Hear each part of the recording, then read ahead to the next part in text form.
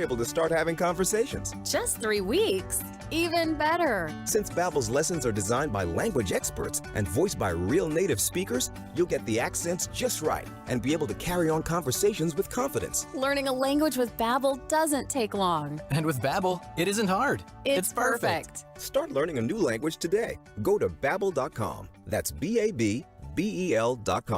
Babbel.com. Mike Bassick here, and I've had AT&T fiber internet for years, and we need the best internet with a family of 5. AT&T internet is extremely fast and highly reliable. My wife's a doctor, and she likes going outside on her computer and doing her charting. That's no problem with AT&T fiber internet. If you're tired of internet dead zones, add some Wi-Fi square footage to your new home or your existing home. AT&T fiber internet with All-Fi is now available. Now you can stream from the little bedroom that never used to get a signal, or even from the attic if you want. With straightforward pricing, there's no data caps and no price increases at 12 months, so you won't have to switch providers every year to get the best deal. Don't settle for spotty internet. Live like a gigillionaire. Get AT&T Fiber with All-Fi now and unlock new possibilities for your home. Limited availability. Go to att.com/allfi to check eligibility. Your turn it on, leave it on. Home of America's team is 105.3 The Fan. Hello, baby. KRLD FM and HD1, Dallas Fort Worth. Always live on the free Odyssey app. From our fan studios secured by DFWsecurity.com, it's time for the Get Right on 105.3 The Fan. Indeed, it is time for the Get Right here on 105.3 The Fan. My name is Alec Medford. His name is Reginald Adatula. Yo. We got Rigo Mendoza holding things down for you. The Turn It On or Leave It On listener, we appreciate you so very much for checking us out here tonight until 11 o'clock. Shout out to Jared Stanor, Texas Rangers Hot Stove Show, every Tuesday here on your home of the World Series champion, Texas Rangers, 105.3 The Fan. Great to hear from the newest Ranger, Andrew Kisner, and Dane Dunning, Rangers Pitcher of the Year, doing some great work in the community as well later on this week. 877-881-1053 is the truckwreck.com text line. You can get involved in any and all of our conversations there, as well as live on Twitch and YouTube, twitch.tv/DallasFanCam or 105.3 The Fan on YouTube. And, you know, Reggie, you weren't here for the therapy session, the group therapy session that we had yesterday, but don't worry, we're going to continue it here today. We're going to try to figure some things out, answer some questions. What are you talking about? Just Martin Luther King Jr. Day. I just want to make sure, took some time to appreciate that. Why? What happened yesterday? The football team, America's team, they call themselves, we are your home of the Dallas Cowboys. Yeah, and that's right. So that's true. We felt obligated to Blake Elliott and myself kind of, open things up. We opened up the phone lines, we opened up the text line, and we just tried to figure things out together. And clearly that's not going to stop just yet. No, I don't think that you take a season, any season, any football season that ends, I don't think that you wrap it up and you put it a nice bow on it in a single day. Particularly not a season that ends for the Cowboys that had such promise that ends so abruptly and so embarrassingly. I don't think that you wrap that up in one day. And so, yeah, stick with us, fans. We're going to try and help you traverse what is now the offseason. It really stinks to be able to say that so succinctly, but yeah. I saw one of our buddies, Dane Brugler, put out a mock draft on The Athletic today. And it was so sad to see that the Cowboys' position in that was locked in. We already know where they stand in the NFL draft at this point. It's Do you remember because I was about to say 24, but I was like, I don't remember that for certain now that I think about it. I want to say it was around there. But he did have them taking a tackle because, Tyron Smith. Offensive tackle because, Tyron Smith on that expiring deal. Then Terrence Steele, a lot of people raising some red flags about already after signing that 5-year deal with the Cowboys earlier this season. Yep, 24. So, yeah, we can start thinking about that. I hate it here. So your Dallas Stars in action tonight, taking on the Los Angeles Kings. The score is 2-1 in favor of your Stars at the AAC. But, yes, there was a score for the Kings just recently as they're in the second period. Yeah, it's going to be hard to keep up with that one as it is on a ESPN Plus broadcast. So going to be very heavily relying on the Googles here because, Still living that college budget life, even post-college graduation. I mean, look, having to make business decisions. Yeah, that's fair enough. I do have an ability to get onto that. It's just like, look, man, if I can't put it on the TV, I don't know how much I'm going to be able to watch it. I got the tablet for all the other things I'm looking up and the computer. I guess I could try and throw it on one of these screens. Ultimately, you know what we're doing, Alec? We're stalling. We are. We don't want to get to the heart of the question, which is, again, continuing. I don't know if this is particularly the autopsy, but as you move into the offseason, and if you move into anything, and Jared Sandler would tell you this specifically because he's really on his, on his game when it comes to doing anything. I mean, whether it's charitable work, his job as a pre and post game host for your Texas Rangers right here on 105 through the Fan. You have to set course. You have to set sail and have a target as to where you're going. And I think for these Cowboys, a question that needs to be asked now that I think we've shed some of the direct implications of that wild card game is, what is the general trajectory of this team, right? Where are you going? Where do you want to be going? Where should you be going? All of those questions wrapped into one for me is, what is the general trajectory of this team? And I know that that's not an easy question, but hey, at this point, answering difficult questions is something that the Cowboys are going to be doing a lot of over the next couple of months. Yeah, they're going to have to, and whether it's in the NFL draft, in free agency, and even as soon as this week you talk about the coaching staff, the personnel on staff, we still haven't heard really much of anything out of the Star in Frisco, so we're kind of awaiting word on what's to happen next. But you asked the question, what is the general trajectory of the team? Yeah. And I think I have two ways of looking at this. Okay, what's the first one? The first one is there is no trajectory. They have flatlined. I think that this team is stuck in their own ways to the extent where you're seeing 12-5 seasons, 12-win seasons, and you're seeing it over and over again. Regular season all-stars. Put in an in-season tournament, they're going to win it 9 times out of 10. You're not seeing any kind of sustained success afterwards when it matters. The second of the two is change. I think you have to see some sort of change, whether it's philosophical, whether it's personnel-wise. I don't know how to pinpoint where that stands because Blake and I had this conversation last night where it was like, where do you make the change? Because if you change the head coach, then you might be setting a clock back a little bit in terms of the roster that you have now and the timeline for success. But also, maybe there's something hanging over this team that a simple coaching change can't fix. It's the fact that the Dallas Cowboys really love themselves some Dallas Cowboys, and they get a little too comfortable with sustained success at a time that nobody really cares for success. That's interesting. I hear what you're going for there. I think that your two answers are pretty telling, right? You have reached a level of plateau with this team where your regular season success is clear and evident and unassailable. You can see the ways in which this team has been built into a good team. And it's one of the reasons why a lot of people, in trying to operate from a level-headed perspective, looked at this team and were like, they are very good and they should do interesting things in the postseason. And then you get literally the absolute worst performance that you could get in a wild card game. I felt like literally every boogeyman that the Cowboys had over the course of the season reared their ugly heads at the same damn time. And so ultimately, yes, it feels like a flat line where the regular season is not valued nearly to the same level as the postseason, and the place where it matters, you are not getting that, right? But then also change is necessary because you need to get out of that, right? The question is, and I think within the typical sports parlance, we talk about, are you going to clean house and rebuild, right? Which I guess would indicate some level of tearing down in order to rebuild, right? To build back up. Would you, or is it like win now? Or is it just like push all in type feeling where it's like, all right, you're close and something you just need to lean all the way in? Or is it some level of retool? And those are the ways that I've been thinking about it. And I don't think it's the perfect way to have this consideration, but it's the way it's been working for me.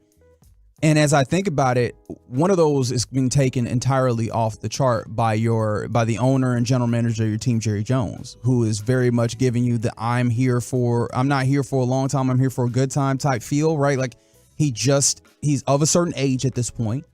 And honestly, I think your fan base, Cowboys Nation, is also in this place where they're like, look, man, it needs to be a win, right? And it needs to happen. But Jerry Jones, I don't think he's, and tell me if you think I'm wrong here, I don't think he has any level of bad, like outright intentionally bad Cowboy seasons in him. Yeah, I don't think he's got any time left, and he kind of told the team that afterwards in their team meeting yesterday. Whenever he dismissed the team, he said, look, this is the Dallas Cowboys. The timeline for these events doesn't really exist. And he said the sense of urgency is now. I saw it was Jordan Lewis talking to Patrick Walker of DallasCowboys.com yesterday. And, he said, look, we don't have time for a bad time. Kind of that same sentiment that you were giving, Reg, is that there's not a lot of time left for me to see the inefficiencies, for me to see gap years, for me to see really any kind of unsustainability here, And I think that you kind of have to take this as a retool now, but you're getting really close to this fine line where it's, we've tried with the quarterback for, the better part of a decade now. Mm-hmm. We've tried with some of these offensive linemen for more than a decade. You're seeing some constants here. You're seeing the same type of approach.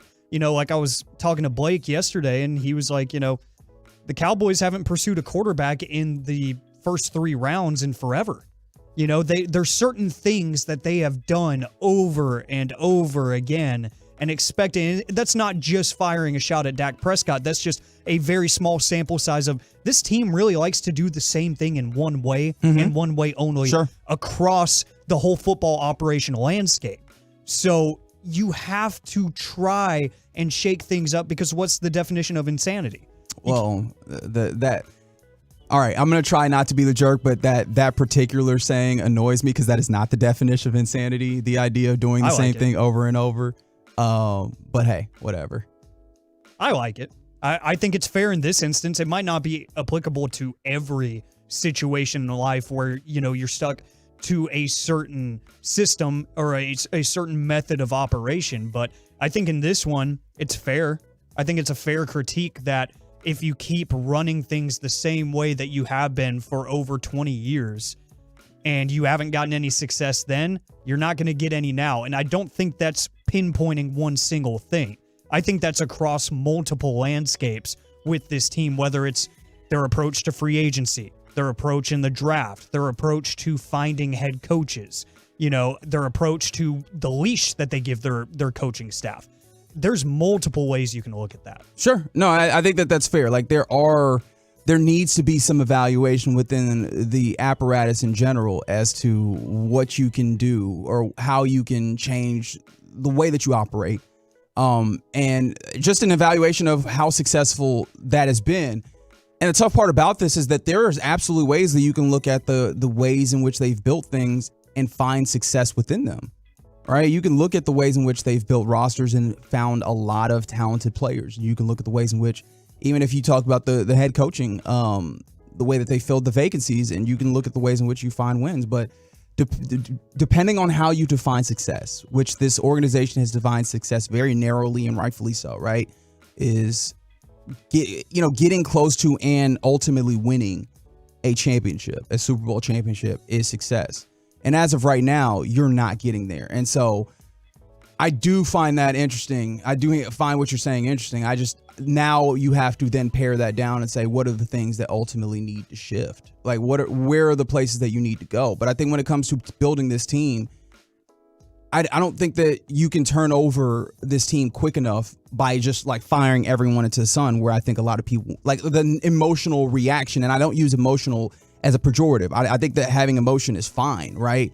But the purely emotional response of fire everyone into the sun, it makes you feel better in that moment, but it's not going to be successful in getting the job done. And so pinpointing the places where you have the most capability to make changes and the most effectiveness in making changes, I think is where you have to be. Because look, you have to figure out where you want to be in order to get those changes done. And I think we probably agree that head coach is one of those places for sure. Yeah. And it's tough because I really love the way in which Mike McCarthy's handled this team like during the course of a week. Mm-hmm. You can tell that the guys like that. You can tell that he the guys work for him and those types of things. But ultimately, what you've seen in getting them ready and being disciplined, all those things has not been where it needs to be. Yeah, and I think you painted that beautifully because there's too many areas. I'm not saying that there is a laundry list per se of things that need to be addressed or looked at, but everything that needs to come together to kind of rewrite that standard that they want to meet, I don't think it can be done in 1 year. Like you said. Oh, okay. So like you don't think that there is a chance for this team to be into being back in the playoffs and then also being ultimately successful in the playoffs within the construct of what you have right here? No. And I think because whenever you do bring in that new head coach, if that's the route they go, I don't think it's a first-year thing trying to implement not only new schemes, but like you said, everybody's really comfortable with Mike McCarthy in terms of players. They love the culture that he has established. When you completely uproot that and put in a new one, you're going to have a buy-in period where guys can get comfortable again, guys can adapt to what the new regime is trying to push. And for a guy, for me personally, if I were to slap a Mike Vrabel in there, per se, there's a bunch of great coaching candidates out there, but if I were to put one of the hottest names there, like a Mike Vrabel, that's a very tough, hard-nosed leader of men that I think is going to take a pretty different approach than a Mike McCarthy would. He's going to love his guys, but I think he's going to be a lot more critical. I think it's going to be two different culture shocks with a Mike McCarthy versus a Mike Vrabel. If you put in a Bill Belichick even, it's just totally different. I think that you pair that up with some glaring needs in terms of player personnel, it's going to take at minimum 2 years in my mind. And for Jerry Jones, I don't think that's quick enough. That's tough. I'm interested in exploring what that means going further in your thought process. But I hear what you're saying. The tough part about it is like you're not working off of nothing. Like there is a foundation and a base here. Yeah. But can you get to that place just working off of this foundation or base, or is there going to be some level of step back that you have to take with this organization? Because there's some times where you could think of situations where that's pretty good. You just need the right guy in place, and whether that right guy is a head coach or whatever thing, right? Like I think you get the point. That right guy in place, so you could take whatever the foundation is and elevate that immediately, go straight up, as opposed to having a step back period. And I'm interested. 877-881-1053 is I know that we're having to wrap up the segment. Do you think that this team is going to have to take a step back in order to go forward, or is there going to be a potential opportunity for you to come from the plateau that you've leveled out at with this Cowboys team right now and go upwards immediately, no matter what, depending on what the change is? I'm interested to see what the Tolos think, because I think that's something that kind of marinated for me over the past 48 hours, and that's kind of where I landed. I don't know if everybody else has had that same time to kind of let it simmer, think about it, and maybe that's where they've gotten to. But let us know, 877-881-1053. Coming up next here on The Get Right, we've got off-season questions for losing wild card teams. What does that entail for all the losers, including the Dallas Cowboys? We'll do that next on The Get Right. Blasting out 100,000 watts of FM sports talk power and streaming 24/7 on the Odyssey app. This is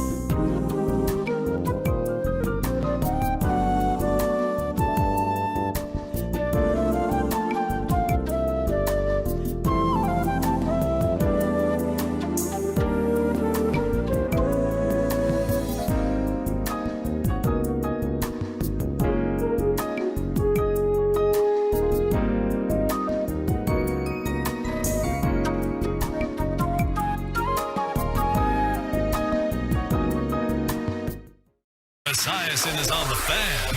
Check out Kickoff, getting you ready for every game. Sunday mornings at 7 on the Fan. Presented nationally by Casamigos Tequila. Casamigos, brought to you by those who drink it. And Lowe's. Lowe's knows home improvement. It's Boomer on 105.3 The Fan. And we're back to the Get Right here on 105.3 The Fan. This segment is brought to you by Frankel & Frankel. Life is unpredictable and accidents happen. Frankel & Frankel are the go-to attorneys for car and truck wrecks in the DFW. And if your loved one have been injured in an accident, contact Frankel & Frankel for a free consultation at truckwreck.com or call 214 or 817-333-3333. Back here on the Get Right on 105.3 The Fan, about to talk about some of the biggest offseason questions for the wild card losers in the NFL. We'll get to that here in just a second. Alec Medford and Reginald Atatula with you until 11 o'clock tonight. Coming up on the other side, we take a trip around the NFL, get you the latest news and notes across the league. But from the truckwreck.com text on, we posed the question at the end of the break if, people kind of see that layover for the Cowboys, or if this is more of an instant fix. And a few people texting in that they think coaching could do it from the 817. I think they have the talent in place, but I believe with the coaching they can make it. And a couple people bringing up names like Harbaugh coming in and doing big things first year, so they might not see that sort of layover. Yeah, I mean, look, I tend to lean that way. Now, look, you mentioned that establishing a culture is something that it ends up being a little bit of a variable, right? Like, it's not something that is a guaranteed, and honestly, it often takes time. But look, there's a lot of good football players on this team, and so you have the right circumstances, right coaching. I could see an instance where you can immediately kind of avoid that step back, but you have to thread the needle, and so we'll see. Look, it starts with making the decision on if Mike McCarthy returns as the head coach, and Jerry Jones. We anticipate within the next day or two we hear something in the affirmative, or whether he's been fired. Like, I think we just got to start there. Like, that has to be objective number one. But I guess Jerry Jones wants to take his time in doing the evaluations that we're doing right now, right? Like, where can this team get? Who are the people that help that? Who are the people that hurt that? Answering questions in the offseason, just like all these teams are going to have to. Indeed, and Bill Barnwell of ESPN puts out this piece kind of nailing down some tough questions that wildcard losers will have to ask this offseason. And the most obvious one on the list for the Dallas Cowboys ends up being, should this be the end of the Mike McCarthy era after the 48-32 loss to Green Bay? And look, after everything, all things considered, 2 or 3 12-win seasons in a row, McCarthy had done a pretty good job this season taking over as play caller. We talk about the culture that he has built, and everything under a microscope in terms of, do the players get behind him? Do the players show up to play for him? It feels like everything's good, but on the macro level, it's tougher to make a case for McCarthy because he got really badly outcoached on Sunday, and it feels like he gets badly outcoached in a lot of big scenarios, and even against some teams that you wouldn't expect it. You're getting outcoached by Jonathan Gannon. You're getting outcoached by, in past seasons, first-year head coaches like a Nick Sirianni a couple of years ago. You talk about, even this year, a team like Green Bay in this wild card round that you just think is not talented enough to get over the edge against you, and they embarrass you. It's kind of hard to argue against the fact that underneath the bright lights of national television, of playoff football, he just gets outworked. Yeah. I think also the thing that was his calling card in being hired here was the idea that he is a Super Bowl caliber head coach. And with that, all the things that you would imagine that comes with that. Even if you do not take it from a perspective of, X's and O's play calling in that way, even though he comes back and grabs onto that duty this season. Before that, he was more of a CEO walk-around coach, and the idea was he had a level of stabilization for the organization. And the tough thing about it is you come back, and I really do hate how just American sports, all of this comes down to the small sample size of the postseason, but that's what it is. And you look at the postseason, And it just continues to be these failures in living up to the potential of your team, right? I think all 3 seasons of these 12-5, best 12-5 seasons for your Cowboys, you know, the thing, at least I'll speak for myself, the thing that I had some level of hesitation on was I can see the potential of a good team here. The bones are there. And then it's just whether they live up to it, and you get to the postseason, and the answer is no, they do not live up to it. And this year was the most glaring of those, in which they lived up to literally none of that in that game. Like, none of the things that they do well, or that they had done well throughout the course of the season, throughout the course of Mike McCarthy's tenure thus far, they did none of those things in that moment. And if you are going to have increased the capabilities, but ultimately not display the wares when company is watching, that ends up being an issue, particularly if you were selling yourself as this high-level coach. And look, nobody's going to be perfect in that regard. The best coaches that you look at, they have their warts. The problem is, it feels like when the time comes up, all of Mike McCarthy's warts continue to show, and a lack of discipline on the teams. You know, when we talk about penalties and inopportune penalties at the wrong time, those types of things continues showing up. And so, yeah, that it feels like that's going to have to be the change, especially when your head coach, or it's not your head coach, the leader of your organization, Jerry Jones, has continually made it clear that the stakes are Super Bowl or bust. Yeah, and like from the 214, this is the best the team has looked in 25 years. On paper, this team was incredibly talented and had enough to do it. Like you said, the bones and the structure are there in terms of personnel, but you look at the coaching performance altogether. And the reason this conversation is happening is because, you know, Mike McCarthy is the highest ranked person on the team that doesn't have the last name Jones. So everything that happens beneath him is ultimately going to fall on top of him.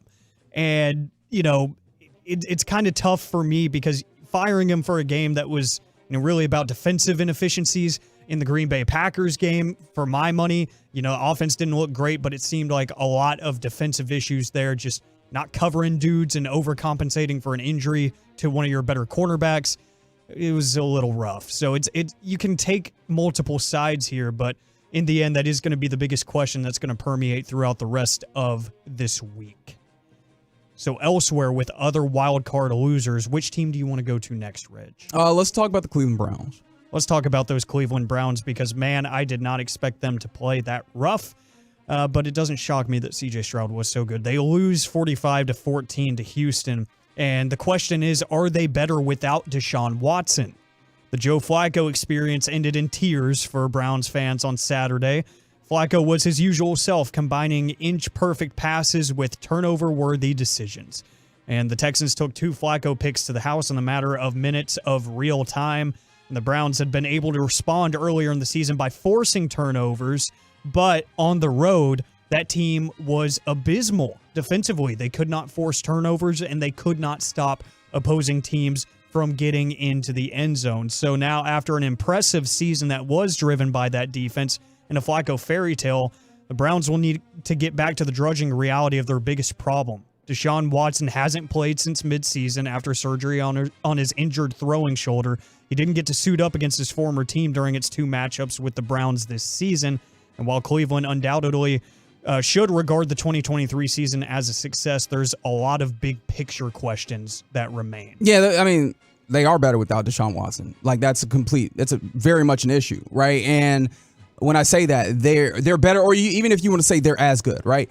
They're as good with a dude who comes up off the street and a dude who we hadn't seen be good in the NFL in a while, as your quarterback that you're paying a whole hell of a lot of money.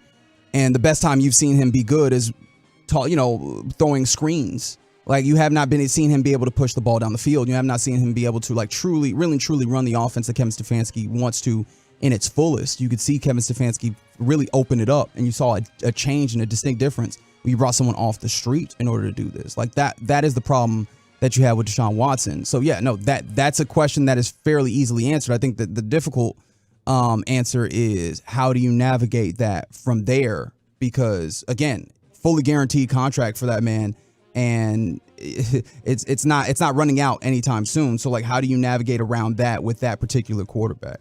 From the 214, they were 5-1 with Watson before the injury. Well, you can kind of poke holes in that record if you want, because He's going to get all the credit for that win against the Colts, 39-38, but he left the game in the first quarter after starting 1 for 5 with a pick. And then 3 of those wins saw the defense allow a total of 6 points. Yeah, and that's one of the issues, right? Like, you had a really solid season this year off of the defense, the Cleveland Browns defense being literally top 10 ever in DVOA from the time period that they've been, keeping track of DVOA, which, if I remember correctly, some like 15, 20 years. Yeah. You cannot expect your defense to play that level of good consistently, and you're paying that quarterback a little bit too much to then have him not be any level of factor in offense. And so, yeah, that feels like is a very large issue that the Cleveland Browns are going to have to contend with. Interesting one for the Miami Dolphins as they lose 26-7 to Kansas City, a game where the offense just could not get going against the elements. Does their collapse mean they shouldn't pay Tua Tagovailoa? That's really tough, and the answer I feel like is yes. Tua is very capable of doing this when the circumstances are all right. Yeah. He's more than capable of doing this when the circumstances are all right. When teams are able to get him out of the circumstances being all good, it ends up looking really poor, like really suboptimal.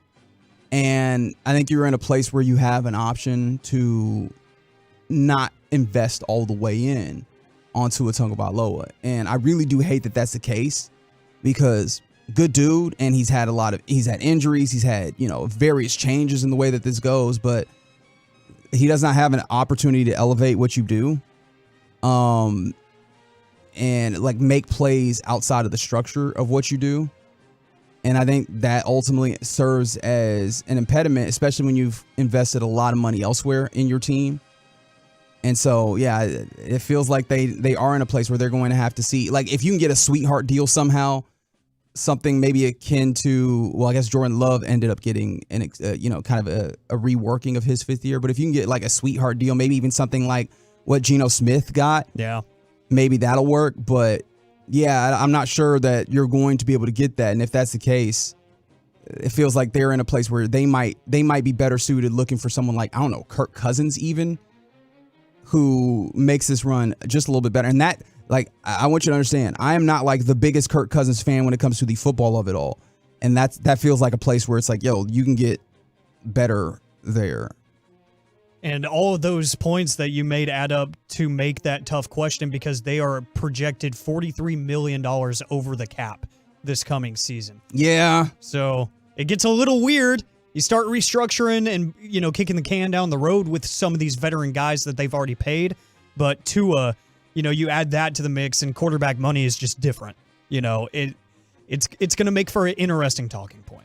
Very interesting conversation that's going to have to be had there in Miami. Before we go, from the 940, they said they'd pay Tua if half their team doesn't get injured. They're playing that game in Miami and not Kansas City. And I hear you.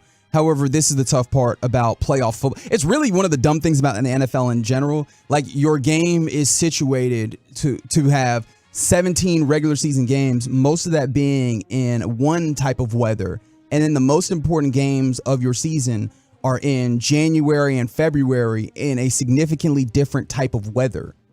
And it does not make sense that that's the way that this is situated, but it is ultimately. And so the idea that they have to get themselves to a place where they have to play at home in order to go deep in the playoffs, when you look at the rest of the AFC and who are the best teams in the AFC that you can see maybe being stable contenders? Kansas City, obviously, Baltimore, Buffalo, any other teams in the AFC that I'm leaving out and I'm neglecting in this situation? I don't think exactly, because Miami was in that conversation for all of 7 weeks. Right. But now they're not anymore. Cincinnati, if you talk about it with having Joe Burrow. Keep that quarterback healthy, man. Right. Like, if you want to say that you like where the Texans are showing up, all right, cool, they have a dome. But outside of that, right, like, a lot of this is situations where you're going to have to go, and if you are not in the perfect situation, you're going to have to play outside. And again, I don't even think that's so much about the outdoors of it all. I just wanted to point that out. But you're going to have circumstances where you're playing against the best teams in the postseason, and they're going to heat them up. And unfortunately, as of yet, he is not shown to be of a level that's good enough, considering when you're talking about the rest of their rosters built right now. Tough questions for wild card losers in the NFL to answer this offseason. And coming up next here on the Get Right, we take a trip around the NFL where one future Hall of Famer is hanging them up and one is not going anywhere. We'll tell you who next on The Fan. Coming up on the next KNC Masterpiece, pitchers and catchers report for the world champion Texas Rangers in 4 weeks. How we feel about these early win total predictions. Plus, what's the weirdest rule your parents ever had for you? Join the show 10 a.m. to 2 p.m. right here on The Fan. Diabetes, high blood pressure, anxiety meds, everyone's on them. If you're a 50-year-old male, maybe a bit porky, and you may even have type 2 diabetes, $1 million.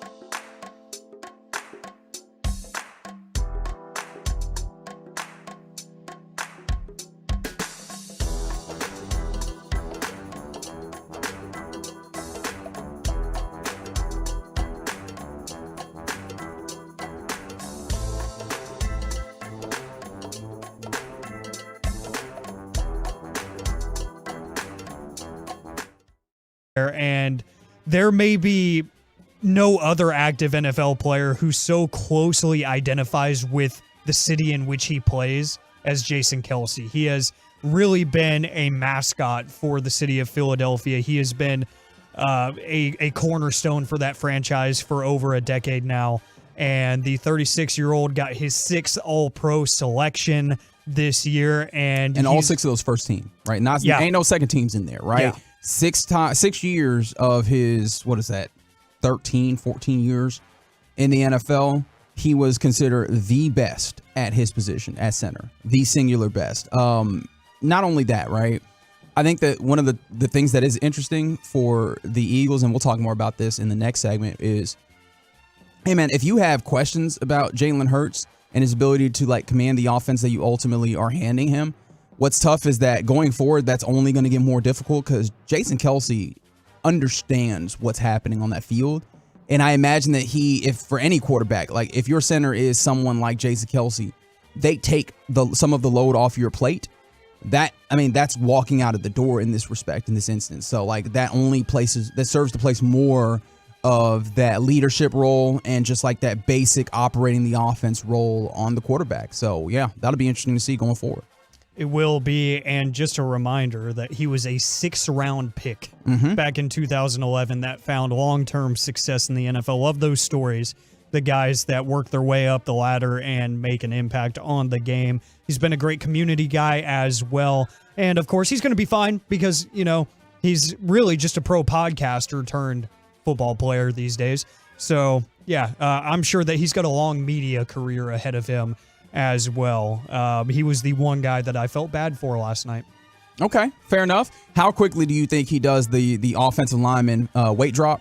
Because it feels like we see that it actually goes one of two ways, right? You're either the offensive lineman whose body, you had to do all the work to make sure to keep that weight on, and so you turn into a completely different human being that looks like they shaved a third off of either side of you, or you go the entirely other way where it was clearly this player was for the longest time being very careful and deliberate, and all of a sudden it balloons up. But usually that's what the skill position players. It usually feels like the offensive linemen all of a sudden turn into sticks. Yeah, and I think it'll be pretty quick for him because he's never been a guy that's been, it's not a question of his work ethic, but he's not like the football guy through and through that's just addicted to being this monstrous human that's always in the lab. He doesn't like dressing up on game days. He's like, I'm just a dude that happens to be good at football. I'm going to go back to eating whatever I want whenever I want kind of thing. And being a center, he's already kind of a naturally small guy. So I think it would be a little bit easier for him to lean out a little bit more. So yeah, I think you're going to see a different looking Jason Kelce pretty soon. Another future Hall of Famer that is not going anywhere. Mike Tomlin. Not leaving. Yeah, he's not leaving. He told the Steelers after their loss in the wild card round that he is not going anywhere amid lots of speculation of what's next for Mike Tomlin. Hasn't found any recent success, keeps winning with relatively bad rosters. What's up for him? Well, the 2024 season will be his 18th as head coach of the Steelers, as he told his team just a couple of days ago that he is not going anywhere and that any and all media speculation about him leaving the team is unfounded, according to NFL Network. Look, makes sense. It feels like the Steelers, this has been their MO for a good 40 years, if not 50 years probably. Just let that guy continue to be here. He's continued to get winning records, but if they want to go somewhere, they're going to need to establish some stuff. Because it just feels like as of right now, they're, make a little something out of nothing feels like what it is, and just making the most chicken salad, so on and so forth. And hey, yeah, that works for a certain time. But I don't know about you. Did you ever think we would get to a point where you were questioning Mike Tomlin's job status, even as he continues to have winning records? It seems very apparent that everybody around there is we recognize he is good. However, the results need to start picking up in the capability of this team, as opposed to feeling like you're getting away with it a season after season. Yeah, I think you need to point at the front office at that point, give them a better team. Actually draft receivers in the first round. Well, what's funny is their receiver position is actually fairly solid. Nowadays it is, but the past couple of years it is not. It's been a roller coaster. It's been a bit of a roller coaster. Now that's the quarterback position. You know, a guy, Mason Rudolph, that was relegated to third-string quarterback just last year, is out here starting playoff games for you by choice.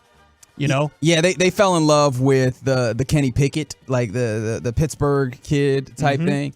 And then also, they did keep Matt Canada around those parts for a long time. Like, I do wonder if Mike Tomlin is going to do a level of self-assessment here and be like, yo, who do we have coaching around here? And are they the right guys to get this done? So I'll be interested. Yes, 92 Dolo on YouTube. Pittsburgh, you're definitely loyal to their coaches, even if it's to a fault. As a head coach, I feel like that hasn't been an issue.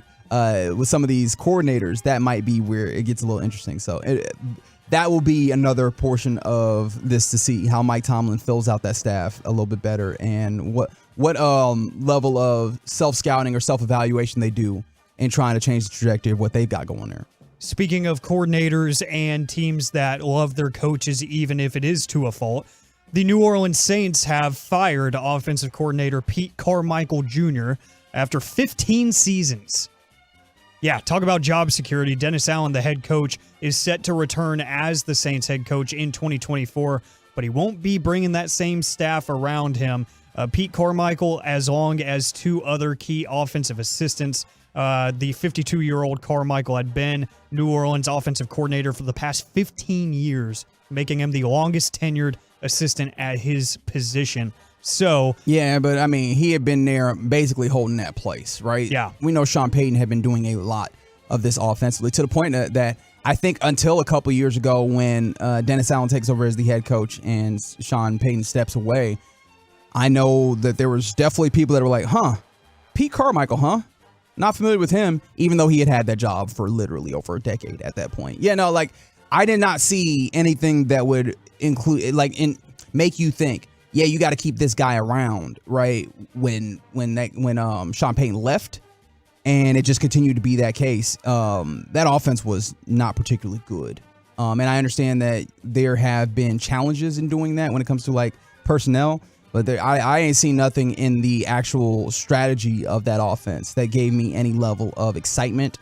And so, yeah, especially with the ways in which it seems like there's constantly new and interesting play callers around that people are hiring. It just feels weird to maintain Pete Carmichael there for a very long time. Honestly, I was kind of surprised that Dennis Allen got to remain as the head coach. And I wonder if this was one of those things where it was like, hey, you can keep your job, but somebody got to fall on the sword. And ultimately, Pete Carmichael goes. One potential replacement for Carmichael, former Raiders head coach John Gruden, who served as a consultant to the team in 2023 and is reportedly on track for a bigger staff role moving forward. So I forgot that he even took a consultant role, but hey, you got an in-house opportunity there. They might just hire from within. I remember when that happened because I was like, ain't he still suing the league? Which, yes. Yeah. Yes, he is still suing the league. I guess, I mean, that happened with Brian Flores, too. They're like, it's cool. Can you come down and do some work? I just can't wait till you see your man Derek Carr out here running Spider 2-wide banana. That just always going to be that Spider 2-wide banana. And no, 817, I'm not doing a bit by saying the Steelers haven't always had good receivers. You're twisting my words. I didn't say they haven't always had good receivers. I said here recently, please tell me how Ryan Switzer worked out. Please tell me how Juju Smith-Schuster worked out. Tell me that George Pickens isn't a diva. Tell me that Deontay Johnson scored a touchdown last year. He didn't. It's not a bit. It's just the truth. That's your trip around the NFL here with the Get Right on 105.3 The Fan. And coming up next, we enter... I personally like Deontay Johnson. I think he was better this year. I don't think he was good last year. And I still don't think he's a true one. That's just my assessment of things. Okay.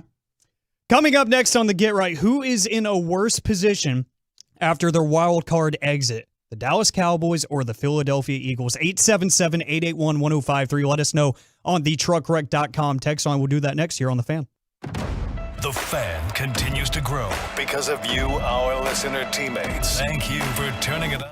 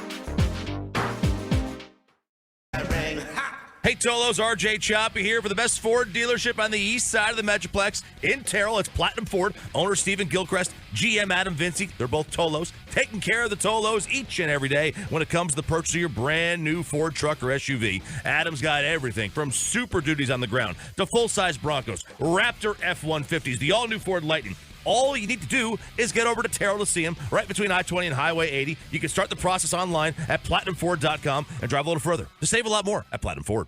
This is the exclusive home of Dallas Cowboys football. KRLD FM and HD1, Dallas, Fort Worth. Let's go, Cowboys. Always live on the free Odyssey app. From our fan studio secured by DFWsecurity.com, it's time for the Get Right on 105.3 The Fan. Hour number 2 of the Get Right here on 105.3 The Fan. My name is Alec Medford. His name is Reginald Atatula. Got Rigo Mendoza holding things down for you. The Turn It On, Leave It On listener, we appreciate you so very much for hanging out with us here tonight with you until 11 o'clock. And coming up on the other side, we'll talk about those Dallas Mavericks and maybe if we have some paradigm shifts, some change of perception about these specific Mavericks players. We'll talk about that here in about 18 minutes or so. The truckwreck.com text line is 877-881-1053, 877-881-1053, where you can get involved in any and all of our conversations. We are also live on Twitch and YouTube, twitch.tv/DallasFanCam. or 105.3 The Fan on YouTube.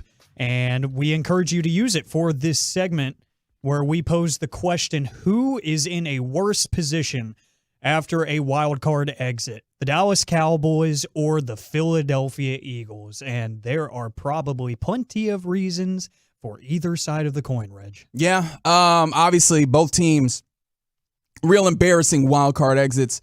After winning quite a few games this season, the Eagles, a lot of their games throughout the course of this year looked fairly fraudulent, right? They did not look like the Eagles that you had seen the last few years. Obviously, they weren't consistent. Defense consistently was bad. I imagine that a lot of people looked at these Cowboys and said they did not beat anybody of real note throughout the course of the season. The idea that they beat up on lesser teams. And ultimately, they come out and literally nothing goes right. They do nothing right over the course of a game versus the Green Bay Packers. And a Green Bay Packers team who came into the wild card round just, with house money, right? They snuck their way in, youngest team in the league. I'm sure you heard that 1,000 times over this weekend. And ultimately, they handle your team up and down when it comes to actual play, when it comes to, coaching, all those things. So how do we want to break this down? Do we want to kind of, go position by position, maybe not position by position, unit by unit?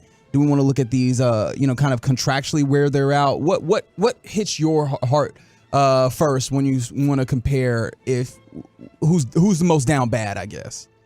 I think unit by unit is where you can go because I think there's some fun compare and contrast there. Because I think that, in terms of young players versus veterans, expiring deals on certain units, and then just overall level of play and lack of development from some specific areas of those different units, it's kind of interesting. Okay, so with that being the case, let's start. The one that immediately comes to mind is this Eagles defense versus this Cowboys defense. With your Cowboys, how do you feel about this defense? Because they looked absolutely atrocious in that game versus the Packers, and there had been some up and down with them throughout the course of the season. A lot of conversation about the inability to stop the run. Jonathan Hankins is no longer under contract. Obviously, Stephon Gilmore not under contract. You will get Trayvon Diggs back. Huge. Michael Parsons is going to get his money. You have him. That is like the shining star of your defense. You paid these safeties, right? Donovan Wilson got paid. Malik Hooker got paid. Those guys remain. I'm interested to see how you feel about that. Leighton Vander Esch should return from injury, and DeMarvion Overshown should return from injury. How do we want to rank this, or do you want to compare that directly to this Eagles defense where they paid a lot of guys on this defensive staff, and a lot of them are not playing to the level that you expect when you paid them? The linebacking core is just absolutely not been good. It's just been a hole. And I think one of the scary things for that team is their pass rushers That had been the portion that had been holding up, and then towards the end of the season, even that was not able to produce, and then that just left your secondary, which had been underperforming compared to their contracts, and your middle, your field with your linebackers that had just been bad. It left them exposed. And two of those pass rushers, as you mentioned, Fletcher Cox and Brandon Graham, they are out of contract. They are free agents going into the offseason. So a couple of notable free agents there. And honestly, I think the defenses are in a pretty relatively similar stance just overall. But position by position, you break it down, it's a little bit different. I think the Cowboys are better off in the secondary because you mentioned Trayvon Diggs coming back. Yes. Deron Bland is who he is. We already know that.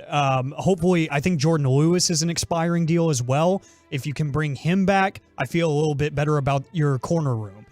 Safety-wise, Jaron Kearse, I don't think he played very well this season, but he is a free agent. That's a body you're going to have to replace. So corner-wise, I feel good. Safeties, I think you need some improvement, but I think that could help with a healthier linebacker core. If Leighton Vander Esch comes back, you're not asking guys like Marquise Bell and whatnot to play out of position, to move around and do things that they're not used to doing. So overall... And maybe it gives you an opportunity to actually have some level of personnel that's bigger than what is constant dime. I know I saw there was like Rex Ryan got on TV and was like yelling, like, why are you in this personnel? I was like, they ain't got it for you. They just don't. Now, that does not absolve them from the way that they played, but they just don't have a bigger personnel. Anyways, continue.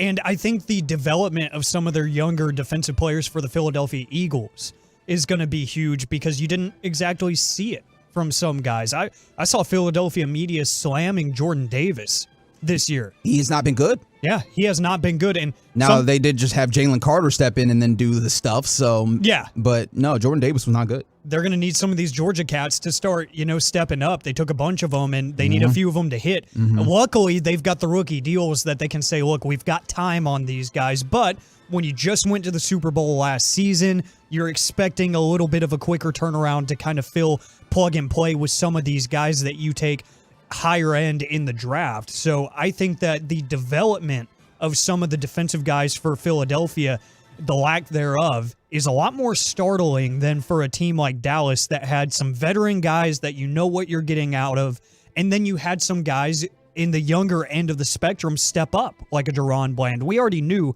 he was capable of starting on an NFL team last year. We didn't know that he was going to break NFL records this year.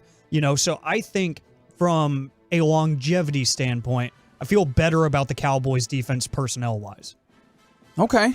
I think that's fair, but I keep looking in, like, obviously Stephon Gilmore meant a lot to you. He's gone, but we kind of understood what that was. Jaron Kearse, in theory, meant a lot to you, but he did not play up to the level that you had previously had. Jonathan Hankins meant a ton to you, and he's not there. And Mozzie Smith has not shown that he can step into that quite yet. Jordan Lewis, oddly enough, was very impactful for you, and I don't know if he returns either. Dorrance Armstrong as a depth piece was great. Now, look, you'll see if that just means more Sam Williams ultimately or what have you, and I know some people are mad about Sam Williams. Neville Gallimore played a decent amount for you at defensive tackle, right? Like, those are going to be, but those aren't like the major pieces. I still like the idea that you have Micah Parsons. I lean towards where you are.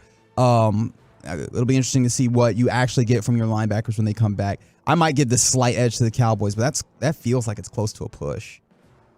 Yeah, and I don't think it's a clear-cut advantage. It's just, if I'm going to pinpoint an advantage, maybe it's just the development and the prospects of the younger players. Like you mentioned, DeMarvion Overshown didn't get to play a single snap this year.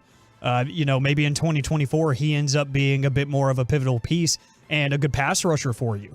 Whatever they have planned for him, whoever is calling the defensive plays and drawing up those schemes. All right, you want to go to offense now? Let's do it. All right, so you look at the Cowboys offense. Obviously, CeeDee Lamb, number one wide receiver, even though he did not show up, looked very good in this Green Bay game. Dak Prescott, look, the conversation about Dak Prescott is rampant, and it feels like you have to, to avoid that conversation right now, he has all the leverage. He's going to be the quarterback here, right? Well, even if you think you're just going to run out the clock on that contract and eat what is damn near $60 million, like, he's the quarterback next year, right? Okay, cool. So you have that. Zach Martin remains on. Tyron Smith is a free agent, or has the ability to be a free agent here. Tyler Biadasz also you don't have under contract. your running back core is Deuce Vaughn and maybe Hunter Lipke when you talk about who you have under contract. Like, you're going to need to figure something out with running back. Michael Gallup eats a good amount of your salary cap as of right now, and he seems like he's wide receiver 4. Yeah, he really does. You take all that and you compare that to the Eagles don't have DeAndre Swift coming back. But how do you feel about the Eagles offense? Like I said, they lost Jason Kelce, which I think is going to be huge in like the organization of what they do there. But they do still have Devontae Smith, A.J. Brown. Yeah, and obviously, if you want to just take a very easy perspective, one of their plays is essentially eliminated there with the tush push because that was a Jason Kelce special. He kind of helps make that thing possible.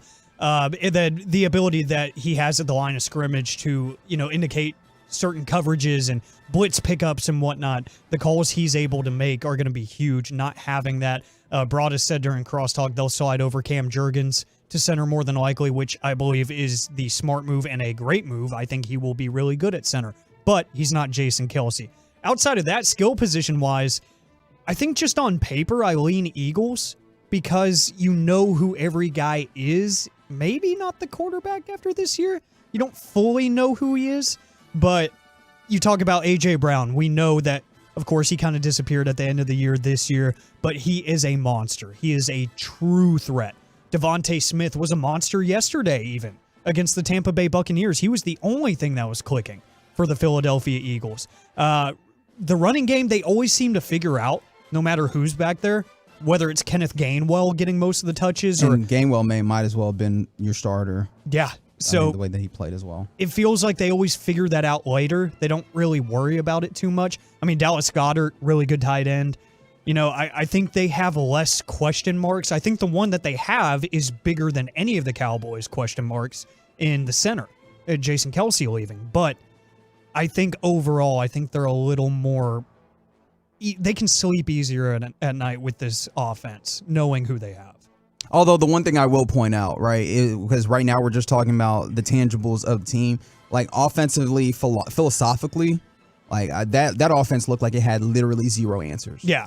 Literally zero answers. Yeah. And I understand in this game, your Cowboys looked like they had literally zero answers. But if I compare season to season all the way across, the Cowboys had significantly more answers in understanding what they were doing than it felt like the Eagles did, which is kind of crazy to say in this moment.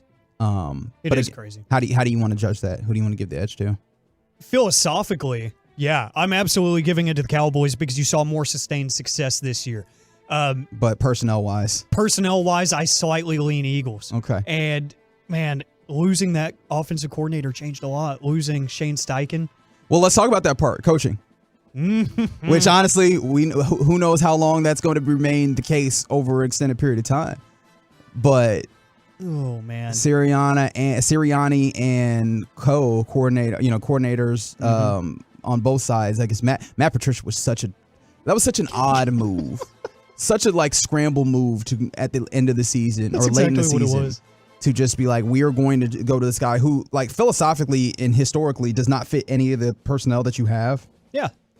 I think that speaks to one of the issues with Nick Sirianni, and I also think with them, all that jaw jacking that he does is cool when you win him, but when you're not, that does not suit well. And then you compare that to what you have with Mike McCarthy, where it seems like the guys enjoy working for him, but he does not seem to run the culture seems to be good, but you're not getting the discipline that is necessary in these circumstances, and you just seem to not come up clutch in the postseason. It's weird because I feel like it's polar opposite differences for me with these two head coaches. I have no faith in the coaches around Sirianni, but I know that the players love him, the culture is there. But I feel like everything systematically for Mike McCarthy is there. It's just like you said, it's a matter of showing up. I think I'm at a place where I could say it's a push. Yeah. With the head coaches. I mean, it'll all be different in 2 weeks when Mike Vrabel's the head coach of the Cowboys, and then I'm going to say Cowboys. Oh, that's very leaning. We'll have that conversation. I'm sure we will. I'm just being chaotic, but as of right now, it's a push. And I think for a couple of different reasons, they don't exactly add up to be the same issues. But I don't really have faith in either. And this is where we get to the one thing, right? Like the front office. And Chris N on the YouTube points to the idea that they say the difference is Howie and will make moves to make the team better with, and that's a rarity with the Cowboys. Do you agree? Fully agree. Howie Roseman will completely mortgage the future if he has to, just to know that I can save what I've built right now and I can do something with it. The Cowboys, it's very much we did our mid-season planning in the preseason. Our trade deadline was when we got Stephon Gilmore. Great move, not taking away from And Brandon Cooks. Not taking away from either of those. They were both fantastic. But, when they tell us that, it's like, well, that means you kind of set everything in stone, when you were out in Oxnard, California. It's not a great way to live. And then here's Howie, turning over every stone every minute that he's awake during the season. Although you say that, and we started off talking about their defense and the ways in which they had a lot of signings on defense, like James Bradbury, who just seems like he's not a dude anymore, and he's there. Although you do get Avonte Maddox signed up for a long term, so it just feels like, I don't know. He has a rightfully deserved image of making sure to get things done, but I think it's easy to only look at the good outside. There is some bad there, but I hear you, and I philosophically I hear what you're talking about. When Howie Roseman has won Executive of the Year for good reason, right? Because he has put together really good rosters.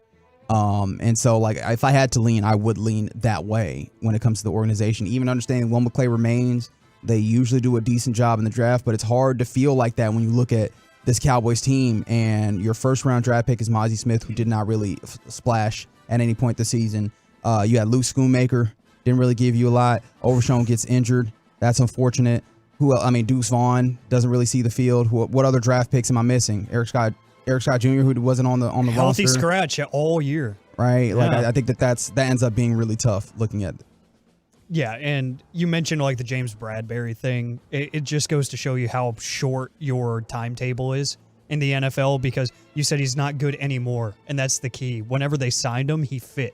And the reason was because any imperfections he had could be masked by good coverage behind him, over the top with good safeties, like C.J. Gardner-Johnson whenever he was there. It made sense. Now it's rearing its ugly head that, hey, you only got so much time for these things to work. And now James Bradbury is no better than the piece of toast that I left in the toaster too long this morning. Burnt? Is that what you're... Very, very burnt. I was like, very burnt out. Just flavorless. Ultimately, have we decided, whatever the actual answer is, it feels kind of like we're just in there, they're both down bad?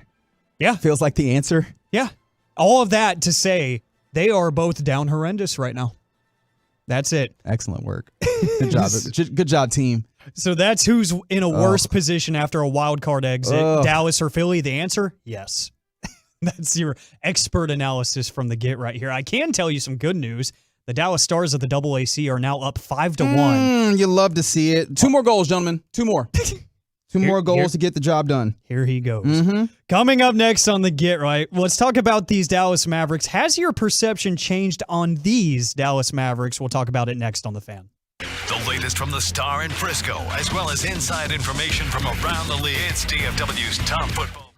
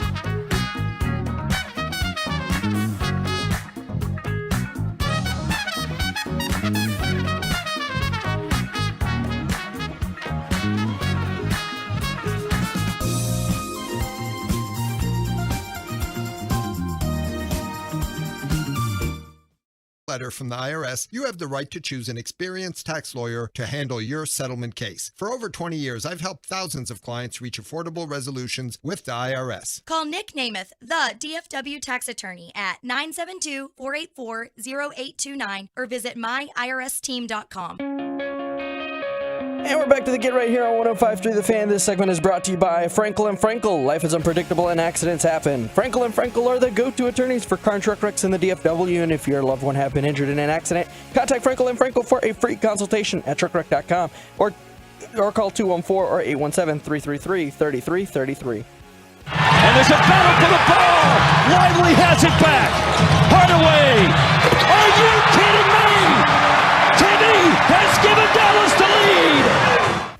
I'm not kidding you, Mark. Back here on the Get Right on 105.3 The Fan, we're about to talk about these Dallas Mavericks. And has your perception changed on these specific Mavs. 877-881-1053. Let us know if anybody has turned your head on this Mavericks roster. Amen to THJ. We'll talk about that here in just a second. But I did see this come up on the Twitter machines. David Moore, Dallas Morning News, just put out a piece a couple minutes ago, headlined, "Why Keeping Mike McCarthy and Dak Prescott Together May Be the Cowboys' Most Viable Option." And you know what that means? That means McCarthy's not going anywhere. But if you actually read the piece, which I did. Okay, good. Excellent. Because I was like, I have not gotten to that yet. An interesting nugget. Jerry Jones will meet with Mike McCarthy on either Thursday or Friday. Two people with knowledge of the process have told the Dallas Morning News. So that's when we will likely get our, if any, update on Mike McCarthy. Thursday or Friday is when McCarthy will be meeting with Jerry Jones. I understand Jerry likes giving, and you want to give yourself the full opportunity to assess the situation. Ooh, boy, that's a good amount of time, man. I guess I'll leave it till then, because one of the things I have made my mantra, which isn't really great when it comes to this particular job in this particular place, but I'm out of the business of trying to predict what Jerry Jones will or won't do. He's made me look stupid many a times. Some people would say I make myself look stupid very frequently. That's cool. But yeah. That's oof. We just gotta sit back and chill till Thursday or Friday. Okay, very good. Gonna be a long week, Reg. Gonna be a long week, but let the speculation continue. It's all fun until we're all proven wrong. Like I guess Jim Harbaugh is just chilling, you know. Hey, he did just interview with the Atlanta Falcons today, which I very very apparent what Atlanta is going for. They're like, look, man, we want these bona fides. That's what we want. They were taking home run cuts. Absolutely. That is interesting. So we posed the question to you, 877-881-1053. Has your perception changed on these Mavericks? And you heard the call from Mark Followill on Bally Sports Southwest coming back from break, Tim Hardaway Jr. And, just yesterday, a big 40-point game from him and Kyrie Irving as well. Yeah. We're not going to speed by that like you didn't just say that Tim Hardaway Jr. dropped 40 in the things. Yeah, he did. And, of course, he's getting extended looks with Luka Doncic being out. However, Luka has been upgraded to questionable for tomorrow's game against the Lakers. So, might see the return of number 77. But, yeah, Tim Hardaway Jr. has been one that my perception is, I think it's kind of shifted. I don't know if it's in a specific manner to where it's like you need to keep him long term. But, man, I felt like going into this season for Timmy, it was one of those situations where I wanted him off the team to open up that spot and allow someone else, maybe a more gifted shooter, maybe a more gifted defensive player, to get their hands on the ball. But the way he has shown up for you when you needed it in the worst ways, in a game where Luka's out, in the games where both Luka and Kyrie are out, just the situational basketball from him. I mean, me and Blake joke, like every time he gets the ball, he's going to shoot that three. That's right. He's going to shoot that three. The greenest light. Yes. And, for better or for worse, he's going to do it. And, here lately, it's worked out for the team. And it's kind of at the point where I don't know if I'm in love with him, where I want to keep him on the team, or if I'm like, man, his trade value is skyrocketing and this is good for the Mavericks. I don't know. All I know is that my perception has absolutely changed on Tim Hardaway Jr. this season. Yeah, and I think that mine has as well. Tim Hardaway Jr. obviously has always been like a streaky shooter, somebody that can, knock down some shots. But, when he's hot, it's great. And when he's not, it can be kind of somewhat problematic because you're just he's going to take those shots, right? Like he is a shooter. He has that shooter's mentality. This year, he's been more than just a streaky shooter. Like he's scoring 18 points a game, 18 plus actually. Let me see what that number is. 18.3 points a game on rather efficient shooting, and doing it at a pretty high volume as well. And so similar minutes to what he's been getting the last few seasons, but it's gone to a better level. One of the things you mentioned, you've had guys miss time and he's been able to step up into those vacancies. And in addition to just those numbers, right, like the stat sheet portions of this, his game looks a little different. He's putting the ball on the floor and getting to the rim. And if you've listened to me talk about this team, one of the things that I talk about is the lack of rim pressure, the lack of being able to get to the hoop and put the ball on the floor and actually get in to get an efficient shot at the rim. Tim's been doing that a little bit. In addition to this, he's not great defensively. I'm not going to tell you that lie. But he's been putting his body on the line and trying to get draw charges. And while that's not something that I respect a ton, it ultimately matters, right? It matters in the way that this thing goes. And so I think that you actually have to go to a point where, because of his contract, I think he's making something like around $18 million. He's playing better. He's playing well above what that contract is at this point. And so I don't know that that's one that you feel comfortable trading in a way. That's where I'm riding the fence. Yeah. Because going into the season, he absolutely wasn't, for my money, playing up to that contract. Now, like you said, he's probably playing above what you expect. So I honestly view him as one of those guys that you probably don't trade. But regardless, like, the way that he's played has impressed me, and I have to give him his props. Like, this is the way that it goes. If you're going to do this job, especially if you're going to have to be negative at some times, you absolutely have to give people their props when they show up, and Tim Hardaway Jr. has deserved that. The next one we'll talk about is one Josh Green, who he did sign that 3-year, $41 million contract extension that goes through the 26-27 season. So the new money, the new commitment to him, and obviously he missed a good chunk of the beginning of the year with that elbow injury, so you didn't get too many looks out of him, but he's been an active player for you when he is getting minutes. He might not be lighting up the world with the basketball in his hands, but he's giving you contributions in certain areas on both ends of the floor. He's a guy that I think to this point, probably just because of the small sample size, nothing has really changed in my mind, perception-wise for Josh Green. I don't think he's part of a championship Mavericks team. I don't see him there because I just don't think he provides enough of a spark. He doesn't give you that lightning in a bottle that it felt like he could have, maybe this time last year.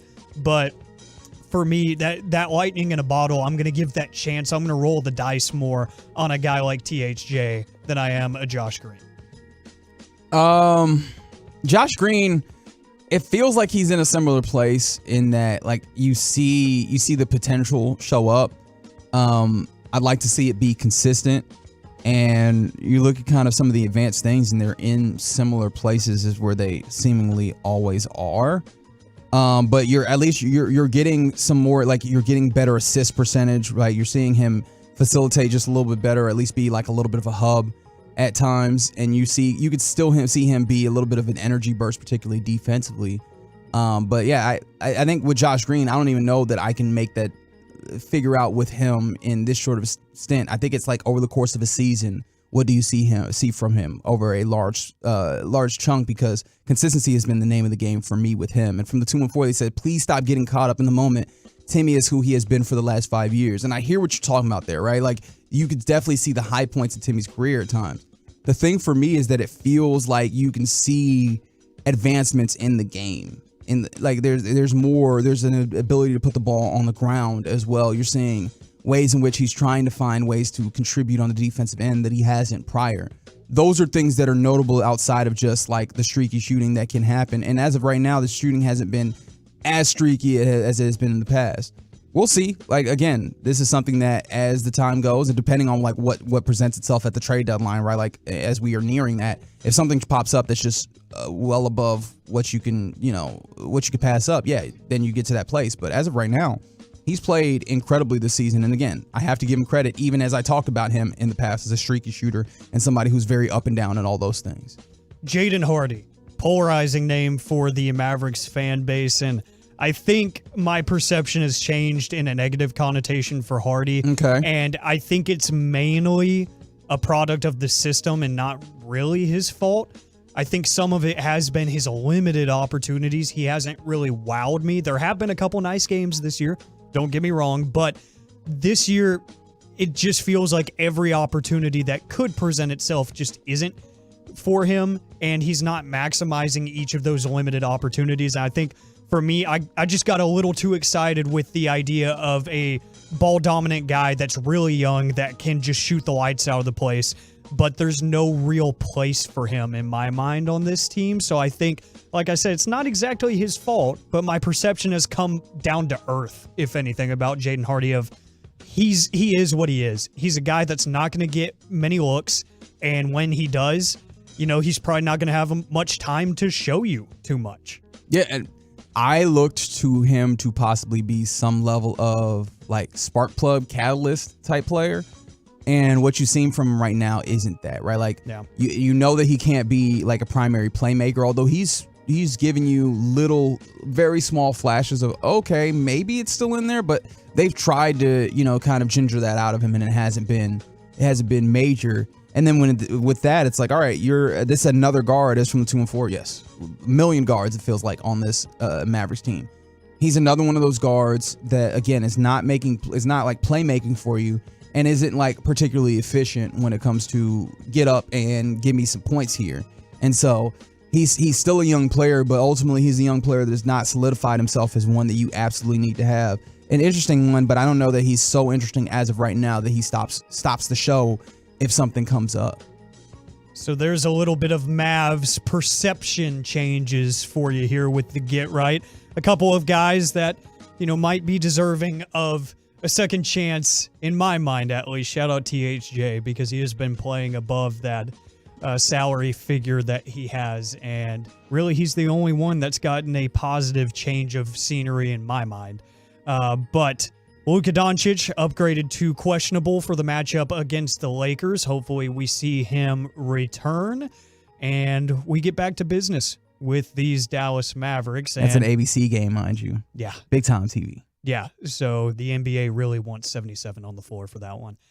Speaking of business, it's a final at the AAC. Dallas Stars win 5-1 over the LA Kings. They didn't meet your threshold, Reg, but that's fine, I guess. Yeah, they still got the win, so it's whatever. We'll talk about that more when we give you your headlines at 10 o'clock tonight. But coming up next, it's sharing time on the Get Right. Tolos, it's been a heck of a Rangers ride, and the celebration will continue at Globe Life Field for the World Series edition of the Rangers 2024 Awards Dinner presented by Coca-Cola. It's Friday evening, January 26th. Awards will be given out to Corey Seager, Josh Young, Leody Taveras, Nathaniel Lowe, Dane Dunning, and Gold Gloves presented to Lowe, Jonah Hyman, and Adolis Garcia. You can be a part of this special evening by purchasing a table or an individual ticket at Rangers.com/awards dinner. Get deals on what you need during MVP's bonus days at Lowe's. Right now, save $250 when you buy a DeWalt 12-inch sliding miter saw and adjustable stand together. Plus, save $710 on an LG kitchen suite and earn 3 times the bonus points on all LG appliances. Because Lowe's knows savings, Lowe's knows pros.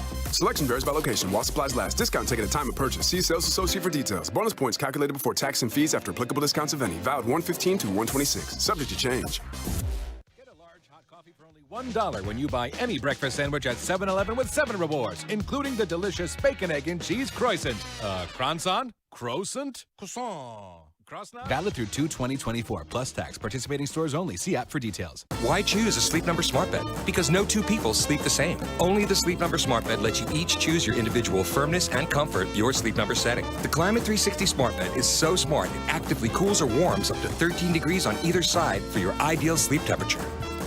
And now, save 40% on the Sleep Number Special Edition Smart Bed for a limited time. To learn more, go to sleepnumber.com. Sleep Number, the official sleep and wellness partner of the Dallas Cowboys. You're ready to upgrade to your dream home this year, brand new construction. But that dream could become a nightmare with construction delays and changing move-in dates. With Orchard's Move First, Sell Later, you can stay in your old home until your brand new home is move-in ready. Orchard handles every detail of selling your old home, including listing prep, showings, and even price-boosting upgrades. Orchard is the hassle-free way to buy a new construction home before selling your old home. Visit Orchard.com for your free home valuation. That's Orchard.com. RockAuto.com. It's a new year and time for a new career in the high-demand fields of IT, cybersecurity, and AI. Already in IT, build cybersecurity skills and prep for thousands of open positions nationwide that employers are desperate to fill. At My Computer Career, you could become job ready in just a few months. Make this your year. Go to mycomputercareer.edu and take the free career evaluation today. That's mycomputercareer.edu. Financial aid is available to those who qualify, including the GI Bill. It's game day at Jim's house, and the spread is impressive. Mike's already done some damage with the hot wings, and now he's dropping back and going deep for another slice of pizza. I sure hope he brought the Pepto. Mike knows the Pepto-Bismol provides fast 5-symptom relief from unexpected stomach upsets. He's no rookie. The way he's throwing back those nachos, he's the GOAT. Be ready for game day with Pepto-Bismol. When you have nausea, heartburn, indigestion, upset stomach, diarrhea. Use as directed. Keep out of reach of children. With savings at the Home Depot, we'll get your kitchen clicking. With top-brand appliances like a GE Profile refrigerator with convenient features like a built-in dual-dispense autofill pitcher. Plus, with seamless shopping in-store and online, everything you need for your kitchen is just a click away. Get up to $800 off select kitchen appliances from top brands like GE Profile at the Home Depot. Pricing valid January 4 through 24. Gas ranges and dryers extra. U.S. only. See store or online for details. The NFL playoffs live on Odyssey. Westwood One brings you all the action from the divisional round, streaming live on the free Odyssey app. And off McCaffrey runs left, powers into the end zone, touchdown 49ers. Each team is one step closer to the big game. Lamar Jackson throws it up for grabs and likely out-jumps the defense to bring it down. Listen to every game live for Westwood One. Get in the game and download the free Odyssey app today. AUDACY. Oh boy, this could get messy. Sean and RJ, KNC, and G-Bag descend upon Vegas as the Low T Center presents one of the most popular Tolo weeks all year. Our live broadcast from Radio Row, also presented by Best Buy Windows and Siding and A#1 Air. Hey, Sin City, get ready. Here we come. And hopefully we'll survive the week of February 6th in Las Vegas on 105.3 The Fan. The upcoming segment of the Get Ready is brought to you by Classic Chevrolet. Why do so many Texans love Classic Chevrolet and Grapevine? They've got the goods. More new Silverados than anyone with incredible savings. Why go anywhere else? Go see them today at ClassicChevrolet.com. This is Texas. This is Classic Chevrolet. Find new roads, relax, and enjoy the difference. Back here on the Get Right on 105.3 The Fan, Alec Medford, Reginald Atatula. Yo, what's happening? And Rigo Mendoza with you until 11 o'clock tonight. We'll get you your headlines here on the other side in about 17 minutes, including a good one if you are a fan of sports video games. You won't want to miss that here in about 17 minutes, so don't go anywhere. Turn it on and leave it on just like you always do. But right now, it's sharing time. And Reg, you have the honor of going first. Thank you, sir. Hey, everybody. Oh, I like it. Thank you. This is very good. Well, in this sharing time, I bring to you a very, I don't know, polarizing debate. Ooh. I think it's a long-lasting one. It's one that I'm sure that you know that you've contributed to. Okay. 877-881-1053. Is the truckwreck.com text line. Should chili have beans or no beans?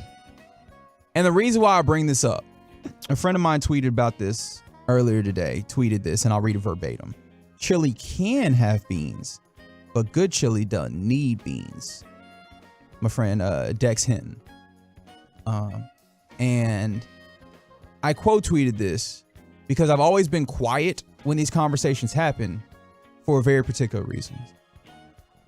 I don't really get this bean debate. I don't understand why it's so fervor, like it has so much fervor and everything. Because for me, it's always been does it taste good? Right? Like, does it have beans? If it has beans, all right, that's fine. If it doesn't have beans, should work, right? And I've seen people be like, no, it's just a sloppy Joe if you don't have beans. There's people like, get those stinking beans out of my chillin'. I'm like, why? Why does this matter so much?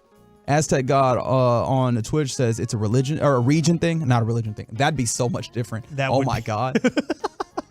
I guess using on the lines of religion from the 682, chili with beans is sacrilege, right? Like it gets to people down, like deep down in their soul, deep down in their spirit, like it hits them. And I'm like, it doesn't hit me like that. So I've always been very careful to not really talk in that regard, because I don't want nobody to be mad, because I honestly don't care enough about it.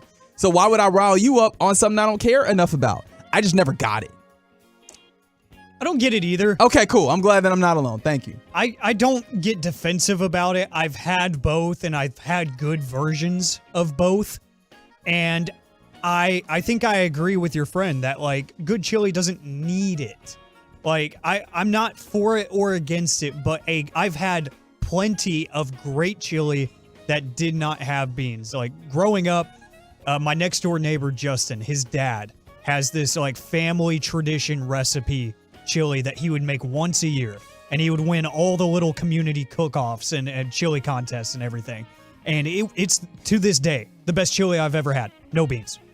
Like, I couldn't care less. If it tastes good, cool. If it has beans, I could not care less. Okay, glad. Also, you mentioning the idea of a chili cook-off has made me realize I have never eaten in a chili cook-off. And I feel like television programming, made me think the chili cook-offs were everywhere. Right? Yeah, they're really not. They're super common. Right, like the chili cook-offs, talent shows that gave you some money, quicksand. I was under the impression that these three things were everywhere. Literally everywhere. And apparently not. I haven't not once. None of them.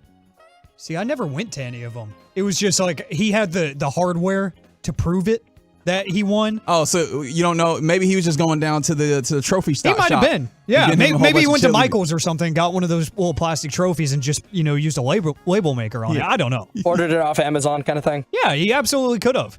But I mean, hey, I was young. I was maybe like 10, 11 at the time when I discovered it. So I was like, yeah, I'm gonna believe everything. Why not? Let's see. On from the 901, chili on a glizzy, no beans. I mean, that seems fair. That seems fair. If you're gonna make a chili dog, it would be weird for you to have like beans on top. Yeah, that's where it does get weird, and I say that's out of place. Absolutely. Fair enough. Quick Trip glizzies with chili on it. That hits the spot. Wait, what'd you say? Quick Trip. The gas station Quick Trip. With chili on them? Yeah, they're hot dogs with chili on them. I hope you're not going road tripping, because your stomach's going to be doing backflips. Yeah, I was like, I know your gastrointestines doing a Seinfeld theme song. That's crazy. Gas station hot dogs with chili? Hey, those are good, man. Those are good. That's okay. I can't deny it. I mean, hey, I won't knock it. More power to you. So yes, a very, very nonsensical thing that was on my mind, because look, I could have given y'all like a bed bugs update, but y'all don't care. Y'all don't care enough. Bed bugs? That's right. I kind of want to know now. Did I not? Have you not been around when I've talked about the bed bugs that I've been dealing with of late? Okay. Okay. Well, for another time. Oh, I thought it was about the French bed bugs. The what? The who? The bed bugs in Paris? Oh yeah. Yeah. Yeah. No. That's who was in Paris? Buddy, I had the same thought. I was like, look, man, we're not going down that path. So I'm sorry. No, but yes, I've over the last couple of weeks been dealing with some bed bugs that have been found in the apartment. Treatment day number 2 today. Okay. And we're in a good place. Good. Well, I think I'm going to be able to like unpack my belongings, right? Because like, there we go. In order to treat this, you got to wash everything and make sure that things are out of the way, bagged up and everything. And so I've been living like a tourist in my own apartment, and I think that I'm pretty sure we're in a place where I can act like I'm living in my own apartment again, which would be great. You and the 5th floor have something in common. Wait, what? Yeah. The 5th floor here? Mm-hmm. Bed bugs. Mm-hmm. Did not know that. Yep. Okay. Yeah. Today I learned. Good thing we have multiple levels separating. Why do they have bed bugs on the 5th floor? Also, why would it just be the 5th floor? And you know what? Sorry, my brain is going random right now. That just reminded me of like one of the weirdest things. There was one day up here on the 11th floor of our location at 75 and Fitzhugh, and I saw ants on the floor. And I was like, how the hell did y'all get up here? Right? Like, have you ever thought about that? Like, if you're on the 2nd floor, you're like, all right, maybe they found a crevice, crawled their way up. 11 floors, dog. That's a great point. Like, how did they get here? How did that happen? That took days. That took a village. Or took a literal village. Did somebody, just one of the ants, get lucky and found their way onto the elevator? Probably. When somebody came up. Like, you know how the amount of luck that would have to happen? Anyways, this is very nonsensical. I apologize. Did you have something to share in sharing time? Something that I was a little bit upset about is I see it trending on Twitter at this time each year, and I get excited, and then I click and I find the poster graphic for it, and I seem to get let down each year now. Coachella. The lineup just seems to get worse and worse each year, and I'm not just going to talk about that because I know that's a very finite audience, but... Okay, no, I started thinking about Burning Man. Coachella is... Out in Coachella Valley, the big rich people festival, and they always have... Well, I say always, but not anymore. They used to have, like, transcendent names headline this festival, 3 days of it, and now it just feels like... Maybe it's just me, but it feels like we don't have enough... or maybe even any of those music figures anymore. Maybe the exception of 3, 4, maybe 5 that just transcend the industry. Like, it felt like, I know this is a long callback, but like you think of like Live Aid, you know, where you have all of these transcendent figures in one spot performing for the same thing underneath the same, you know, umbrella. And now, like Coachella, I see Lana Del Rey, I'm like, cool. See Tyler, the Creator, headlining day 2. I'm like, cool. See Doja Cat headlining day 3. Cool. You know, it's just like, I don't get excited over watching these live streams anymore because there's just no transcendent figures in music that if there are to exist, they don't want to do it. Like a Taylor Swift doesn't want to do a Coachella. Beyonce doesn't want to perform at Coachella. You know, like we were supposed to have Kanye one year, but you know, he acted up and got removed. So we just... I was like, what particular thing are you talking about? And that's just not worth going down the... Yeah. Mm-hmm. Yeah, it's not worth going down. But you get my point. That it just feels like we don't have those big marquee events in music and the transcendent figures right now. Maybe we will in 2 years. Maybe the next big thing happens. But I just feel like everybody who could be considered that status just doesn't want to do these things because it's like, I'm big enough. I don't need that anymore. I mean, yeah, what's the incentive for them to do that, right? Like, I think you've gotten to that place where it's not, there's not really the incentive structure for it. Also, I wonder how much this fits into like the general death of monoculture that we're dealing with. Yeah.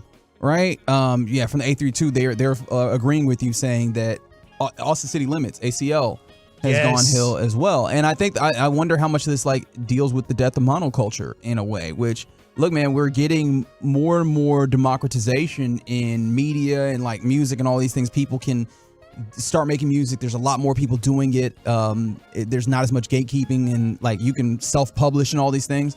But I wonder if what that does is make it even harder to have like these superstars, right? Like there's just even fewer of them in a way. Like they're going to get to a place where it's just like, I dominate all of what's happening.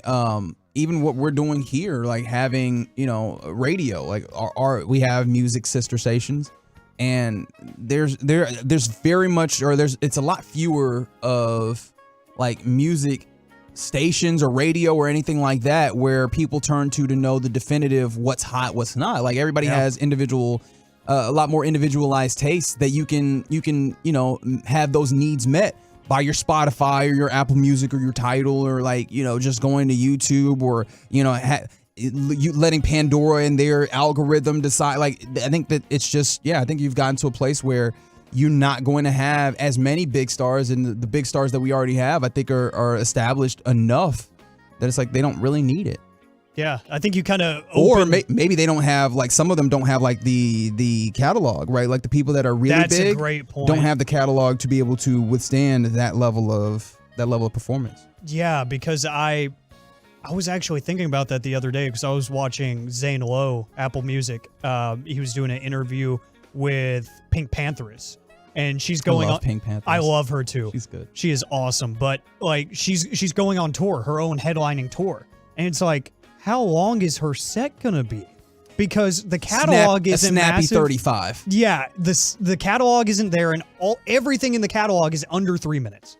You know, so you bring up an interesting point there, and then something you kind of opened up my mind to is that the accessibility factor might be a thing where you can find all of these underground artists now through, all these different streaming platforms and social media, TikTok, so on and so forth, that you don't have these big names that you just gravitate towards because they are the most prominent figure and that's the easiest to access, And some of this is just like, I wonder how much of it is just like the basic dollar amounts of this, man. Like, I do wonder how much like these things remain trafficked because of the amount of money that it costs to do these things, which is a whole different conversation than the one that you're having. But just offshoot thoughts when we talk about concerts and live performances in general. But yeah, that's interesting. It's a great point because like I'm looking at the Coachella poster right now and there's 3 days of it.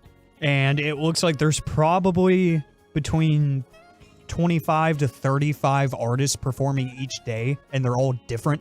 There's no repeat performers. Sure. So, yeah, maybe the money factor comes into where, hey, if we pay, Beyonce to come in, we got to cut this lineup in half because of how much money she's going to command. A Taylor Swift, The Weeknd, whoever it may be that can, fuel these international appeals. So, I don't know. It just kind of makes me sad that, like, as a kid growing up, I always wanted to go to ACL. I always wanted to go to Coachella because the lineups were always insane. And now it's like, I'd enjoy maybe 4 people out of the 3 days. That's about it. That's my sharing time.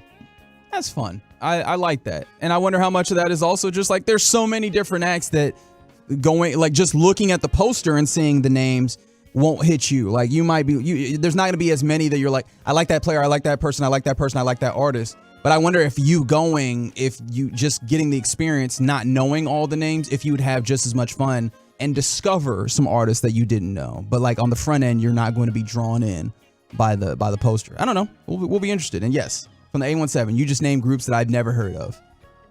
Alec Medford is how old are you again? 22. There you go. Some of that happens. But then also some of it is just there's so many different like spaces of music and listening and preferences that it's going to be hard to find musicians that everybody rocks with in that same way. That's sharing time here with the Get Right on 105.3 The Fan. And coming up next, let's get you your headlines, tell you how the Stars won, and got some injury updates for a couple of key stars. We'll talk about it next on The Fan. DFW's #1 Cowboys podcast. 1.2 million downloads and counting. Love of the Star with top insiders Brian Broaddus and Bobby Bell on Odyssey or wherever your top podcast.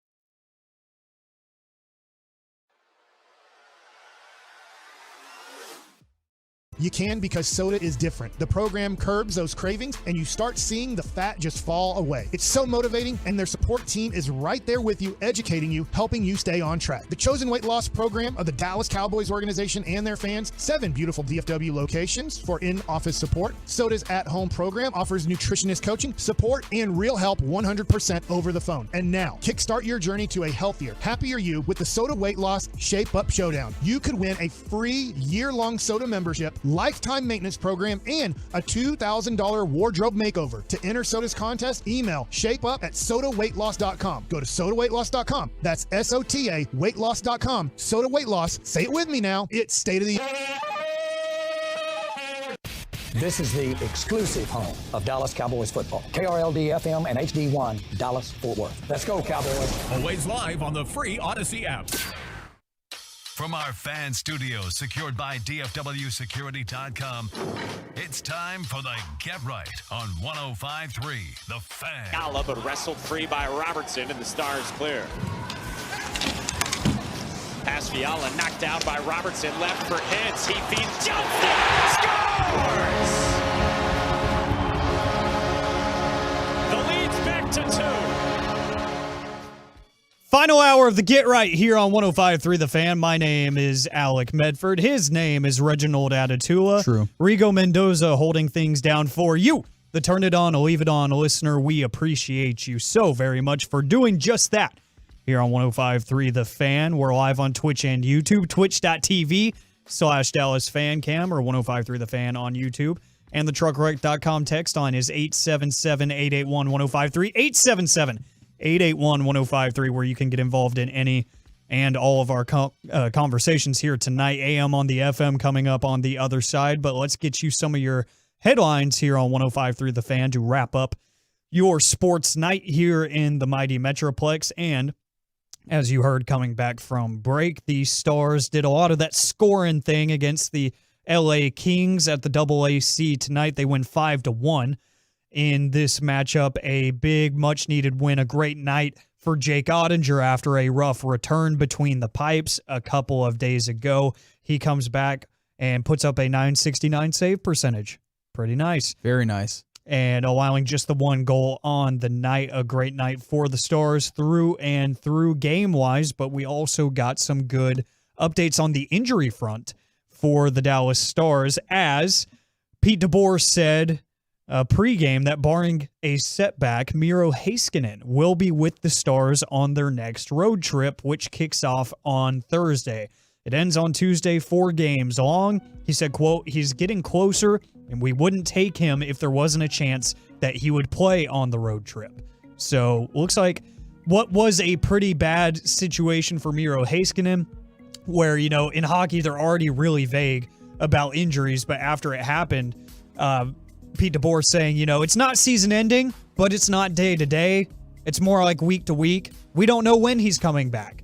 And it ended up being a pretty short stint. Well, yeah, I mean, assuming that this ultimately finishes out how anticipated, because, you know, sometimes, especially in hockey, right, we understand how obscure isn't the right word. I don't know what the right word is in this instance, but how these things can be a little tough to gauge and not entirely the most clear as what's happening there. So hopefully these things go the way that Peter DeBoer is talking about, and you have Miro Heiskanen back on the ice soon, because he was leading your team in ice time. Clearly a very important part of this Dallas Stars team, and thankfully, yeah, you're in a place where you get a win tonight, trying to really close that gap in the Central between them and the Avs and the Jets. And so, yeah, nice to have your preferred goalie back, I guess. Like, is that the way to say it when we talk about Jake Ottinger? Yeah. And then I know Scott Wedgwood still, he's working back as well. So, look, always great to get a win. And it's particularly in this way, right? Like seeing the guy scoring at a high clip, but then also Ottinger looking like himself again after coming back. And yeah, that first game back was not looking like himself or what you expect from Jake Ottinger, allowing a lot of goals, not a very solid save percentage. So yeah, let's go Stars. Good to see them back in the win column in a way, and excited to watch them on this road trip. Hopefully actually watching them as opposed to this time falling through the score tracker. Absolutely. And that's just me mad at nobody in particular because, again, I could have easily pulled this game up. I was just being lazy. I don't have an account, so I was actually actively shaking my fist and saying, get off my lawn. But that road trip does start on Thursday in Philadelphia against the Flyers at 6 o'clock, and they will visit the Devils after that on Saturday. So hopefully in the next few games you see the return of one Miro Heiskanen. I'm going to bury the dreams of a lot of Mavericks fans. What are you doing right now? I'm going to read a tweet from Shams Charania, as one usually does. Is this breaking news? No. This was put out a couple hours ago. Nothing this is the one that I already know. Okay. Yes. All right, whatever, dude. The Raptors and Pacers are in active talks on a trade centered on two-time All-Star Pascal Siakam for a package that includes 3 first-round picks. And apparently it could involve Bruce Brown Jr., the I guess last year champion with the Denver Nuggets. They signed him. The Pacers did. A solid kind of point forward. I know point forward feels weird. Like he's a guy who's like point guard size, but honestly kind of plays like a wing. But he's not the important part of this. Pascal Siakam is. Yeah, man. That's a high price to be asking when it comes to the Raptors, and it felt like the Raptors were going to be waiting till damn near the actual trade deadline on February 8th when it comes to Pascal Siakam. We still might be, but like Pascal Siakam, it would be a rental. His contract goes to the end of this basketball season to the summer, and he has made it abundantly clear that he's not interested in signing an extension. He wants to test free agency. So teams like the Kings, the Pacers that have been involved in talks here, you're imagining that maybe, just maybe, they would look around and be like, nah, what you want is a lot for what is a rental. It seems like the Pacers may be less afraid of that if they are indeed talking about giving up 3 firsts for Pascal Siakam. Maybe they have some level of assurances, because some of that is probably Pascal Siakam's kind of ability to use whatever leverage he has in the situation to try and dictate what happens. But maybe they have some assurance that he would be interested in extending once they actually, acquire his services, because that's a high price to pay for a rental. Or maybe they're just betting on the idea that, hey, you get Pascal in, you have him play alongside Tyrese Halliburton. He sits there, looks back and goes, I actually kind of like the way this goes.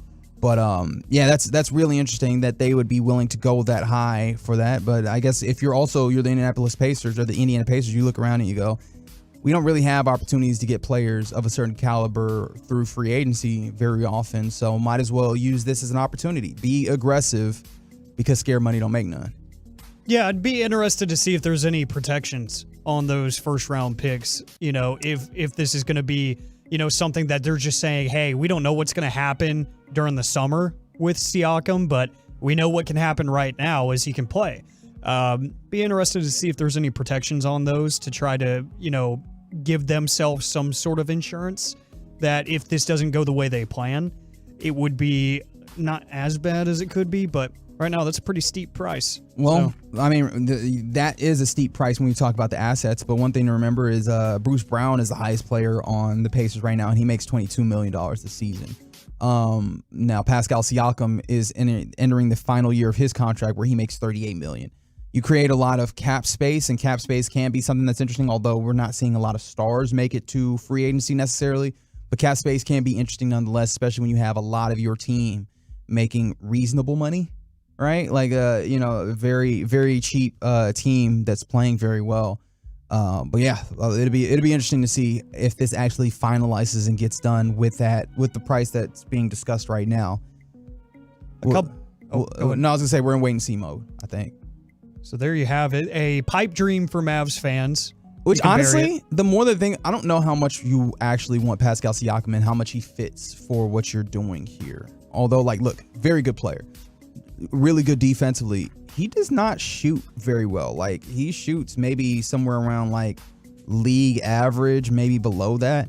And when you're looking for a player to play alongside Luka Doncic and Kyrie Irving, a guy who's going to need the ball in his hand to produce offensively is not necessarily what you're looking at. You want to have somebody who you can, do some catch and shoot stuff at a reasonable rate. And I don't think that Pascal Siakam is quite that, even though he is really good defensively. So I don't know that the fit works quite the way that you want to for the amount of money that you be giving up. I mean, he's currently shooting 32% from three, and he shoots 33% from three for his career. Like, that's a little tough. It's a little bit of a tough sell putting on this team. Indeed, it is. Let's hit a few things that we didn't get to around the NFL from Ian Rappaport. Something that you just hate to see, especially in the postseason.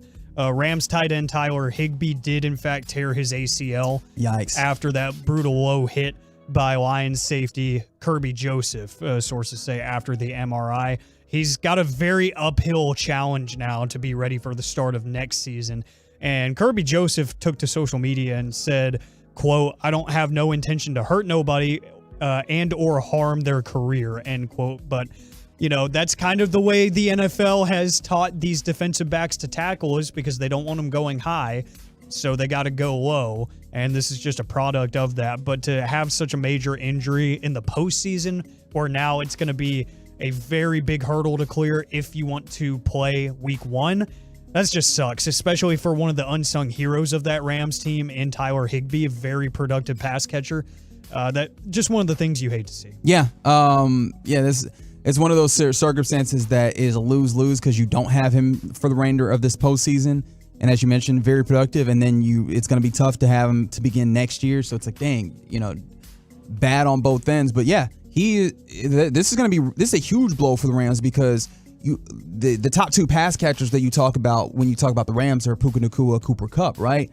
Those guys have a particular skill set, but like they don't have a lot of speed and they don't have a lot of size necessarily. No. When we're talking about that, you get in the red zone, Tyler Higbee is actually probably your preferred target in that red zone, and making sure that you capitalize on possessions that go into that area. You lose him, that's going to severely damage what the Rams can do against some very good teams in the NFC. So yeah, that's really tough to see. You hope that he gets better as soon as possible and is able to play.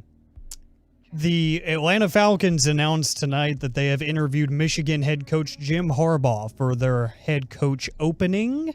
How do you feel about that matchup there? Because it feels like Chargers are nothing for me with Jim Harbaugh. Feels like that's the best fit for him. I'm not saying he couldn't go anywhere. I just think that if he wants to find the success in a relatively quick timeline that he wants, it would be with the LA Chargers. But the Falcons, they've got some good cornerstone pieces. They just need to find a quarterback. Yeah, the thing about it for me with Jim Harbaugh, you talk about the idea of, needing a quarterback. Didn't Jim Harbaugh have like a really good team when you were out here with Alex Smith? And again, I want to put a level of respect on Alex Smith. I do think that he's a pretty damn good quarterback. But like when we talk about winning quarterback at the at the back end of this, I think that there was some kind of problems with that level of play, right? Like there was a cap on what he could get. Jim Harbaugh very much strikes me as a head coach that's like, hey man, is this my football team? I'm gonna coach him, right? Like he does not seem like he needs a very particular set of circumstances to be successful. So yeah, we've talked about the ways in which Arthur Blank will be supportive. I think one of the tough things is, hey, you really want to go coach in Atlanta? All right, make that go. But no, I could see this working. I really do like what Jim Harbaugh brings as a head coach. It's just, what it's got to be? It's got to be something where you anticipate maybe this not being for long. Because one thing about Jim Harbaugh, he grates on the people around him. And that's the thing that I would be a little bit concerned about. How long can you stomach the Jim Harbaugh experience? And who am I to talk about quarterback play? I mean, he just went to the national championship and won with J.J. McCarthy. From the 817, Jim had Colin Kaepernick, not Alex Smith. He had Alex Smith before Colin Kaepernick. Yeah. So, I mean, he's done it before. I guess he could do it again. You bring up a good point. And an update in Major League Baseball. A not so good update for the Houston Astros. Leverage reliever Kendall Graveman is set to miss the entirety of this season after he underwent shoulder surgery. Yeah, that absolutely isn't good for the Houston Astros. Very important reliever for them. But you know what this could do? This could, in a way, also be bad for the Rangers because Hector Neris, who is another reliever that had previously played for the Astros this past season, I know that it had been reported that Hector Neris has been in communication with the Yankees and your Texas Rangers. And I imagine, I don't have any firm like details on this, but I imagine that the Houston Astros, after losing Kendall Graveman, might be a little bit more inclined to try and retain the services of Hector Neris as opposed to allow him to, go out there and find another circumstance for himself, which, again, we've seen these Rangers really need to find a way to build this bullpen. And Hector Neris would be a very nice piece to possibly add. But if this injury means that the Astros maybe keep them with him, then yeah, I think that would suck for the Rangers losing out on a player that maybe it seems like they have some interest in. So there you have it. Some of your headlines here on 105.3 The Fan. Alec Medford, Reginald Atatula with you. Did we mention the Rangers signing today? Oh, yeah. Daniel Durante, I guess not a signing, a trade. Yeah, to be fair. You traded him for one of your fine prospects named Cash Considerations. We'll see how Cash Considerations ultimately helps the Cincinnati Reds. But no, in a serious circumstance, 3.63 ERA last year. That's off the top of my head. Let me see if I got that right. 3-0. Yes, obviously. Never lost. That is technically correct, which is, as I like to say, the best kind of correct. But yes, as my Google does not want to get me to the place that I need to get. But yes, no, it looks like a kind of an above average season last year. Not a long history in this. He had like a 10 ERA in the season prior before having a sub 4 ERA this past year. Looks like he has some good stuff. Velo is high. And so I think the circumstances I think that Jared was laying out is the idea that this team has been good in trying to kind of help players hone in and make their stuff better. And so I'm interested in seeing what he will be able to do in this with Mike Maddox clearly, but then also in this staff or in this group where you have so many veteran pitchers, what they can do for him and if he can be really helpful for you. And as we know, bullpens are just kind of throw a lot of pitchers together that you imagine are pretty good. And year to year, those things can change, fluctuate in big ways. So you hope that maybe you put together a nice collection and that they show up pretty well for your bullpen. If he can be what the Rangers hoped Nick Snyder was going to be for them a couple of years ago, I'll be happy. Fireballer that can command the fastball good enough to get swing and miss. I'm perfectly okay with that. So the Rangers make that trade. Duarte. They love to give away money just in trades, not in free agent signings these days. Well, you say that like they didn't give up a whole milli over the last couple years. That was then. This is now. How quickly they forget. He's like, I want a World Series. I'm greedy. I want another. Won a World Series. I do not care at all. 3.69 ERA, which is nice. Nice. Very nice. Yeah. Very nice. I was close. 3.63 to 3.69 is not a big, I feel like I gave him 600ths of a point. I feel like I should, come on. Yeah. Yeah, I'll give you that. Thank you. I'll give you that. Thank you. You're welcome. Coming up next here on the Get Right, it's time for AM on the FM. We got the question of the day, and what do Deion Sanders and the WWE have in common? They're related. I'll tell you next on The Fan. Keep the volume turned up all day and night. And thanks for being a Tolo. We're DFW Sports Station 105.3 The Fan.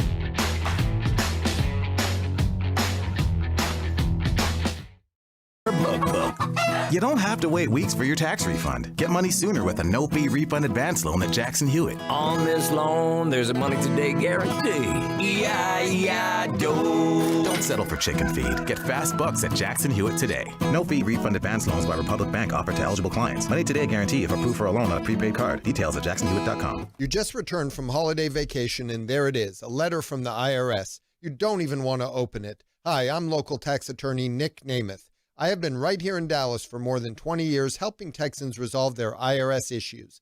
At the law offices of Nick Namath, we focus on helping people resolve IRS wage levies, bank levies, and even unfiled returns. Call me, Nick Namath, the DFW tax attorney, at 972-484-0829 or go to myiRSteam.com.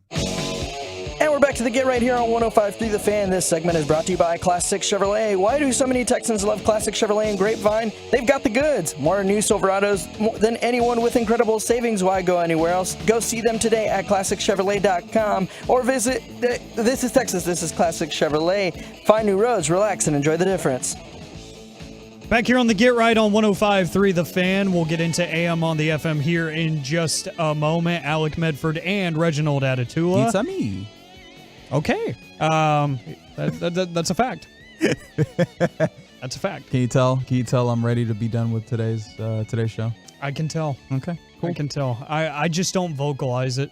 I vocalized it yesterday though with Blake because sometimes he can go Bobby Belt on you and just go rogue. I'm like, I want to go home. Really? Yeah. At least with me. You might not have experienced it yet, but I don't know if it's just that chemistry thing that, like, working on the weekends and stuff, he will definitely shoot the wheels off a segment and just stare at you to get a reaction. Yeah. Okay. Well, I'm not certain that I've had that just yet, so. No, I'll make sure about it. Wait, is that a threat? No, it's not What a is threat. that? That's just a statement. Before we get to AM on the FM, an interesting nugget because we've gotten plenty of texts about this name throughout the season ever since he was signed by the Dallas Cowboys. This is Michael Gelkin on Twitter at GelkinNFL. Wide receiver Martavis Bryant made a lasting impression on the Cowboys. He is expected to sign a reserve future contract Wednesday. A person familiar with the situation said Bryant spent several weeks on the practice squad before the team released him January 4th in a numbers crunch. He will be back in 2024. Which really does raises some questions for me. Which, like, in what capacity? Yeah. Like, what are they interested in seeing here? Because obviously, CeeDee Lamb is going to get paid. He's your one, right? I think that they probably liked what Brandon Cooks did. Like, Michael Gallup, I know, is costing a lot of money, and I know that there's a potential out relatively soon. I don't know if it's this year or next. But Jalen Tolbert looked good. Like, is it just like keep him around, see if he can make the cut for next season? Is it just that simple, or do you feel like they might have like a more advanced thought on what's happening with him? I think it's just a security blanket. Like, hey, we have a dude that's done this job before in the building. Should we need him? Yeah, I guess that's fair. Like, I'm thinking a little too high-minded. It's a guy that they like. Keep him around. I mean, these reserves and these future deals aren't the most difficult thing. Like, they're not the most advanced thing. You just, put them on that and see if next year this gets popping in a way, I guess. 877-881-1053 is the truckwreck.com text line. You're going to need it because it's time for AM on the FM. What does this button do? Please, please, do not push the button. You have no idea what it...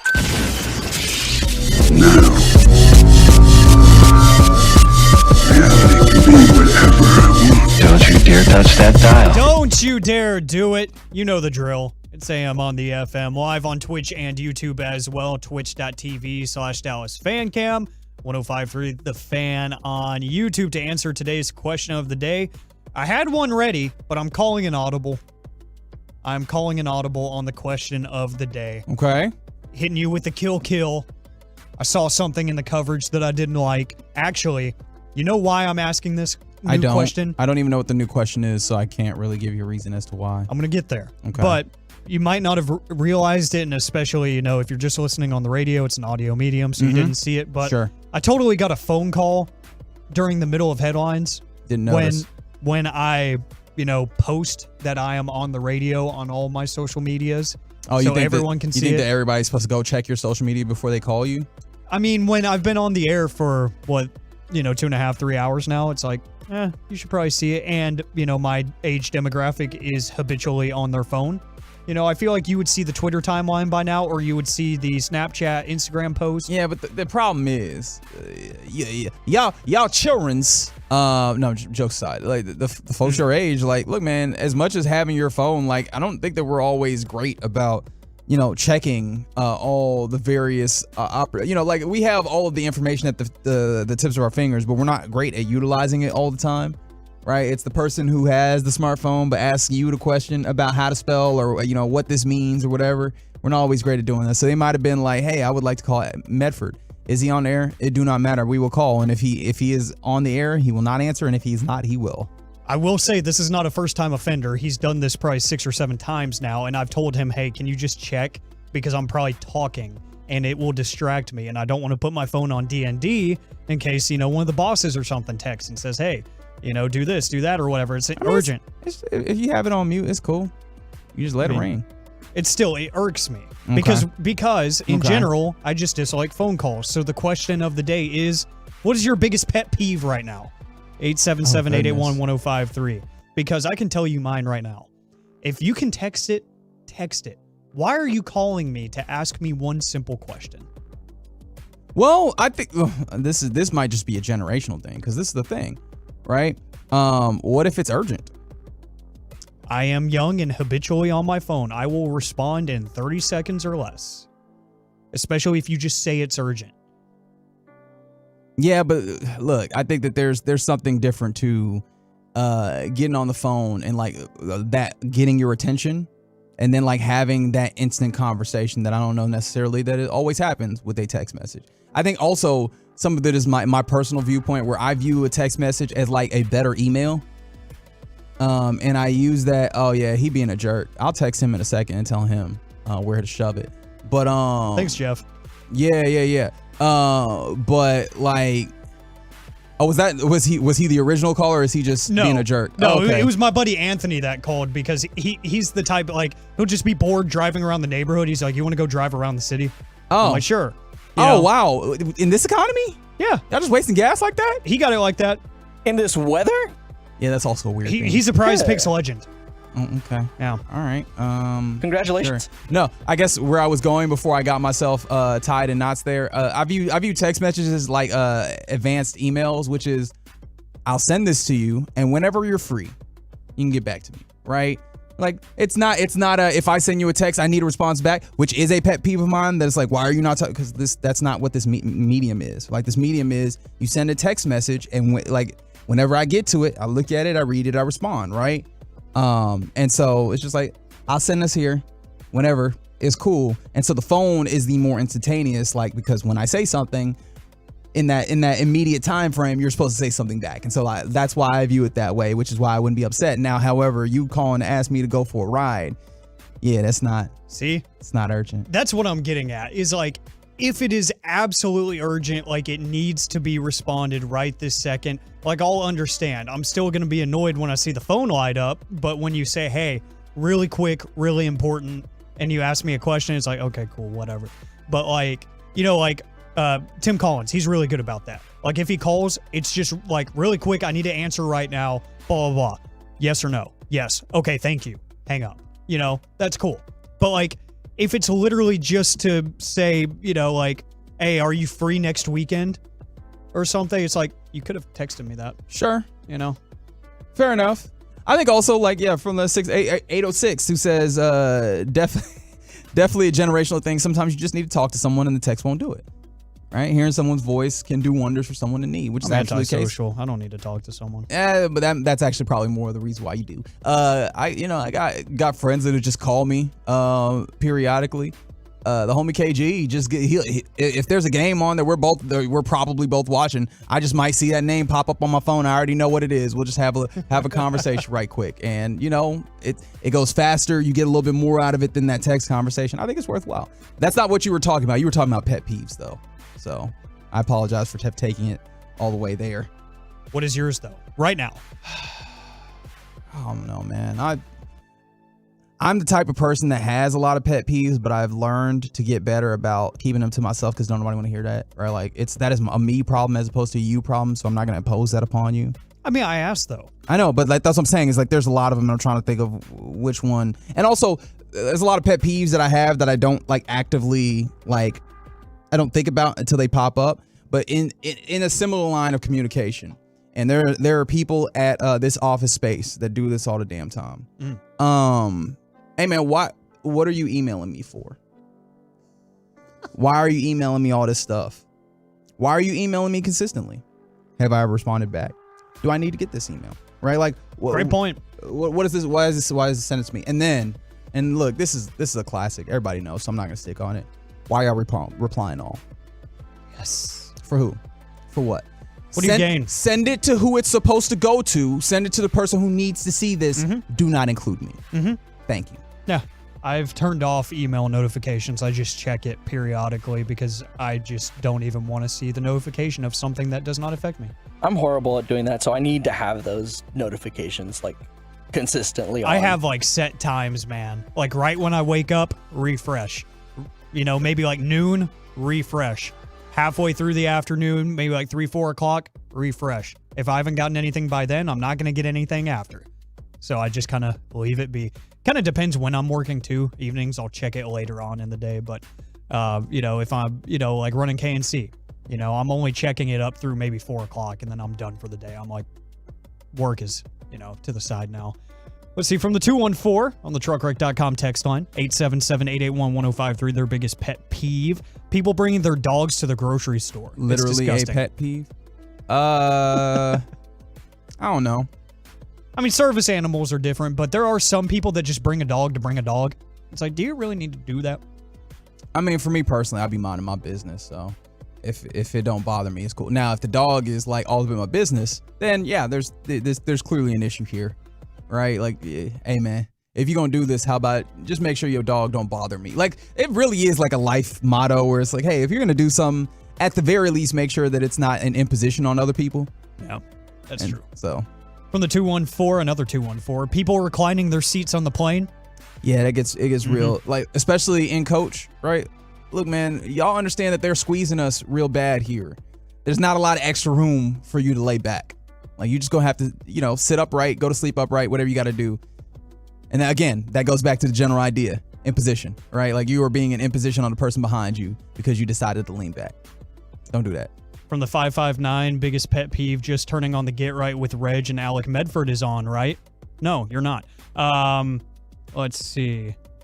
Trying to find a few more. We have somebody ranting about Bill Belichick, so I'm trying to get past that. Don't ever pet the peeve from the 817 Great Life Advice. I don't know what that means. Ooh, from the 214, LED headlights. Some of y'all are doing too much with some of these headlights, man. They're so clear.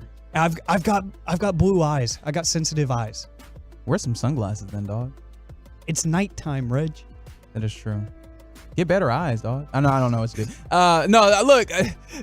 Yeah, well, they have blue light. They have blue light lenses. Yeah, I was gonna say. Yeah, I'm wearing blue light glasses right now, but still. I really don't know what to do there because how am I gonna be mad at you for your lights being too good? You know what I mean? Because they're too bright. But this is the thing. A lot of times they don't. It's not like they have their brights on. They just got good lights. The lights is good. Yeah, like the only time I don't get mad about it is when it's one of those big dually trucks where it's like, okay, you obviously like drive that truck for work and you need to see it because you're on back roads and stuff. Cool.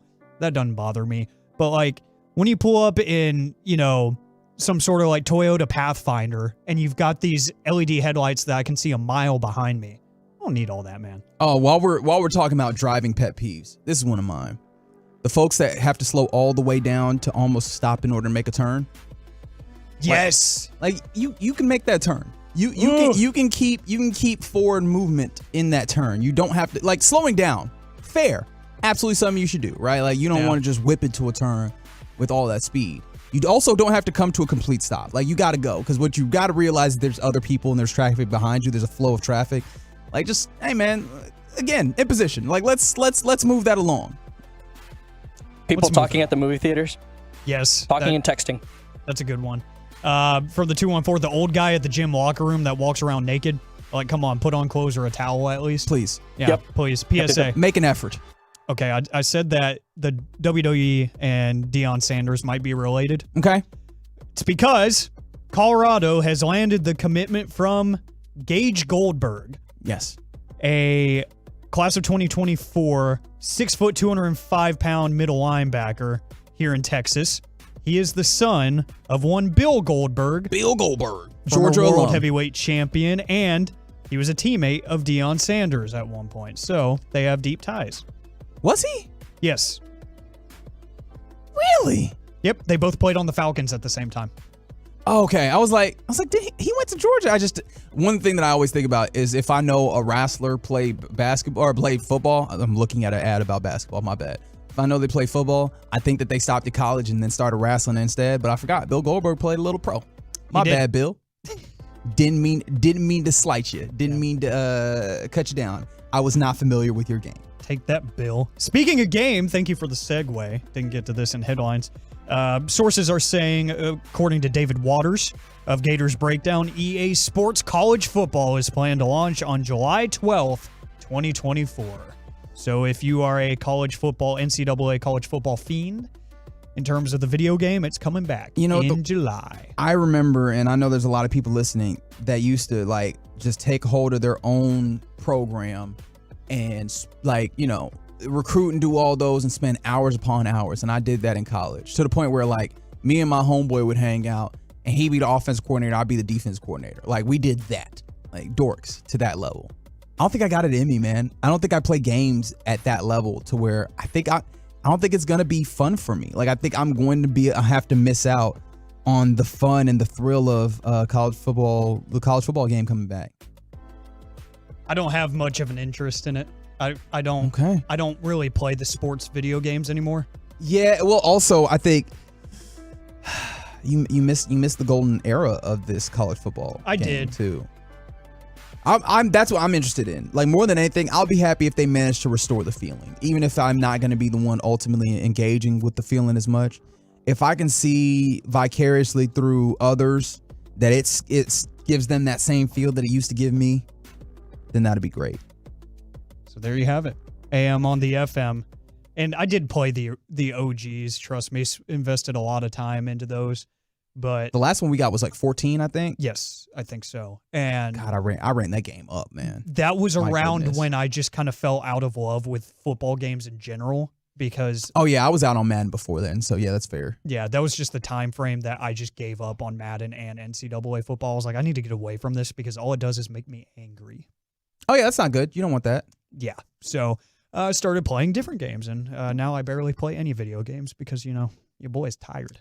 Yeah, it's an arc that I think a lot of people make. Not everybody, but I think a lot of people make, and I've gotten towards that point where it's like significantly fewer video games, and there's some of me that likes that because I can better prioritize my time, but there's some of me that misses just like being able to put in a work shift on a game, like just wake up and then you look up 8 hours later and you're like, damn, that day is largely gone. OP World says I may get that game to see if I can finally bring back football to UTA. Yeah, that's the thing that I did every single time. Absolutely. I guarantee you, call EA Sports NCAA 14.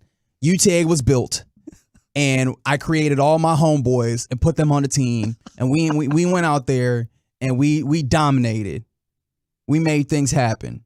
We won games. We recruited, and we won titles. 100%. Mav up. Do it again. It's the final call next on the Get Right. Welcoming new listeners to our clubhouse with open arms. I don't know what to say. Thanks for listening all day to 105.3 The Fan and through our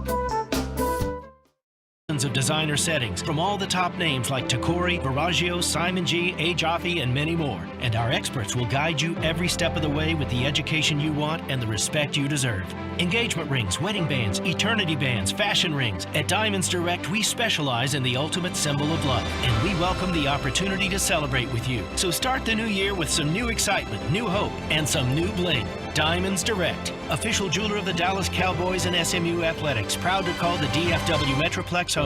Diamonds Direct, your love, our passion.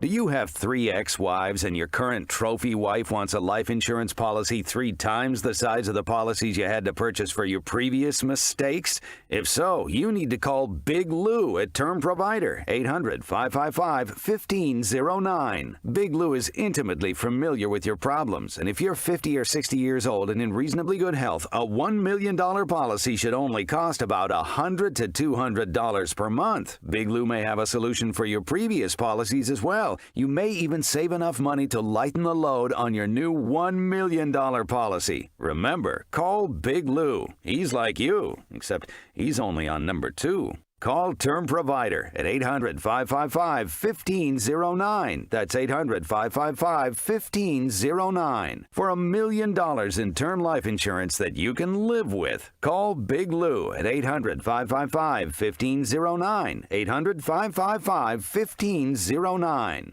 Tolos, it's been a heck of a Rangers ride, and the celebration will continue at Globe Life Field for the World Series edition of the Rangers 2024 Awards Dinner presented by Coca-Cola. It's Friday evening, January 26th. Awards will be given out to Corey Seager, Josh Young, Leody Taveras, Nathaniel Lowe, Dane Dunning, and Gold Gloves presented to Lowe, Jonah Hyman, and Adolis Garcia. You can be a part of this special evening by purchasing a table or an individual ticket at Rangers.com/awards dinner. And we're back to the Get Right here on 105.3 The Fan. This segment is brought to you by Classic Chevrolet. Why do so many Texans love Classic Chevrolet and Grapevine? They've got the goods. More new Silverados than anyone with incredible savings. Why go anywhere else? Go see them today or visit ClassicChevrolet.com. This is Texas. This is Classic Chevrolet. Find new roads, relax, and enjoy the difference. Yeah, that's Natasha Bedingfield. Recognize the instrumental anywhere. Alec Medford and Reginald Atatula. Feel the rain on your skin, dude. Yeah, man. This is such a banger. Appreciate Rigo Mendoza for his work here tonight. There is a reason why I picked this. Feel the rain on your skin? Yeah, that is there is a reason why I picked this song. It's because I went to Nevada. Obviously, you guys know that. I went out to Nevada, and I went and saw a cute little film with Sydney Sweeney in it called Anybody But You, and it had this song in it. So, wanted to. You said Sydney Sweeney, and you got my attention. All right. Okay. It's the final call here on 105 through the Fan, if you couldn't tell. Yeah, now I'm just thinking about this song, and I'm in a trance. But yeah, that's what you're thinking about, sure. Yeah, no, totally not thinking about Sydney Sweeney. So here for the final call, Rigo told us that Newey Scruggs put out some fine work on Twitter, as he usually does. But believe we have a Tampa Bay beat reporter asking the Buccaneers head coach Todd Bowles about a very specific element of prepping for their next playoff game against the Detroit Lions. Coach, looking forward towards Detroit. The weather has been a factor in some of the playoff games, even for the most prepared teams. Today, it's 13 in Detroit, which doesn't compare to some of the temperatures we tend to talk to. Any special plans to acclimate the team to not only endure, but perform in those kind of frigid temperatures should you face them in Detroit? You do know we play indoors, right? And they got a dome. No, nothing planned. We're indoors, and we only have to be outside for 20 seconds getting off the bus, going under the thing, so we'll be okay. That's tough. That's tough. Because look, she probably knew that. Have you ever had those circumstances where you're like, damn, I knew that. I look stupid right now, but I knew that. And I feel bad because, and honestly, you know what? If you did not remember what the Detroit Lions situation is, I couldn't blame you either, right? Like, this is like That's fair. This is the first year in forever where they have been like a certain level of relevant. Shout out to the Detroit Lions. Shout out to Dan Campbell. But I have a strong feeling that woman there said that, let that off, and as soon as he looked at her crazy, she was like, what? And she was like, oh, no. Oh, no. I have forgot. And the problem is, a lot of us, we have those moments, and they happen in our living room or with our friends, and they just make fun of us. That happened in front of cameras and microphones. Poor her. No one's dying. No one. Oh, man. I feel bad for her, but at the same time, it's like that's the one spot you gotta shore those things up because you don't want to be a Newy Scruggs clip on Twitter. Man, and she thought she was cooking because you know what she did? She opened up that weather app. She was like, ooh, it's 13 degrees. Yeah, in she Detroit. had notes. She was like, I'm cooking on this one. She had numbers. She had temperatures. She was ready to go. She said, hey, look, these other playoff games have issues too with the weather. You see Buffalo out there paying people $20 an hour to shovel snow? What about the Detroit Lions? Well, because Detroit's a cold place. Like I get how the thought process came together. Just small detail messed up the question. It's tough. It happens. She thought she was covering the Tigers. It's okay. Which also, why do they play outside? That's a great question. Them, the Twins.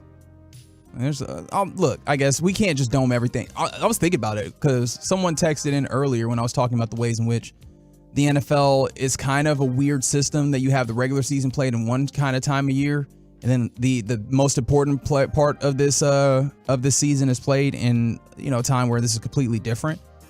But like the idea that hey, we should just play all these in domes because you don't want the weather to be the distinguishing factor. We want to make sure that hey, we're watching these games. I'm not sure if I completely want, because like the thought process is there, but I think you also get to this place where now everybody's playing on turf. And we've seen the ways that turf can be problematic. So I don't know. But yes, it would be nice if everybody did not have to deal with weather. And luckily for Detroit, they are one of the teams that don't have to as well. I feel bad. No, I don't.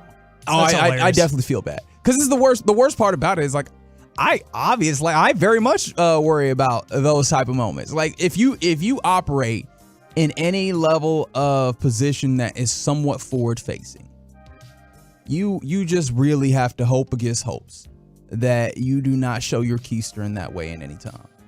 And look, I happen to operate in one of those jobs. Medford, you operate in one of those jobs. Rodrigo, you operate in one of those jobs where all it takes is for you to let one little thing slip and not have considered it. Now you look stupid. Yeah, and if you want to avoid looking stupid, one thing that you can do out there, Tolos, is not tag Wanye Thomas on Twitter. Uh-oh. He is out here just cooking people. Is he for left real? and right on Twitter, yeah. He's done it really all throughout the season, but he's got time tonight. He's got screenshots. He's pulling out receipts. So wait, what did the offenders do? I know we don't have a lot of time. I don't know. I'm not going to take his side on this one. It seems like he's kind of reaching. He's just angry. He's just lashing out. He's just lashing out. But we got to get out of here. Who Rich. amongst us has not lashed out? We have. We're human. For Rigo Mendoza, my name is Alec Medford. His name is Reg Atatula. Let's get out of here. Be easy. Peace. Coming up Wednesday morning on Sean and RJ, we have had the discussion over the head coach. Now let's have the discussion about the quarterback. It's a hump day edition on The Fan.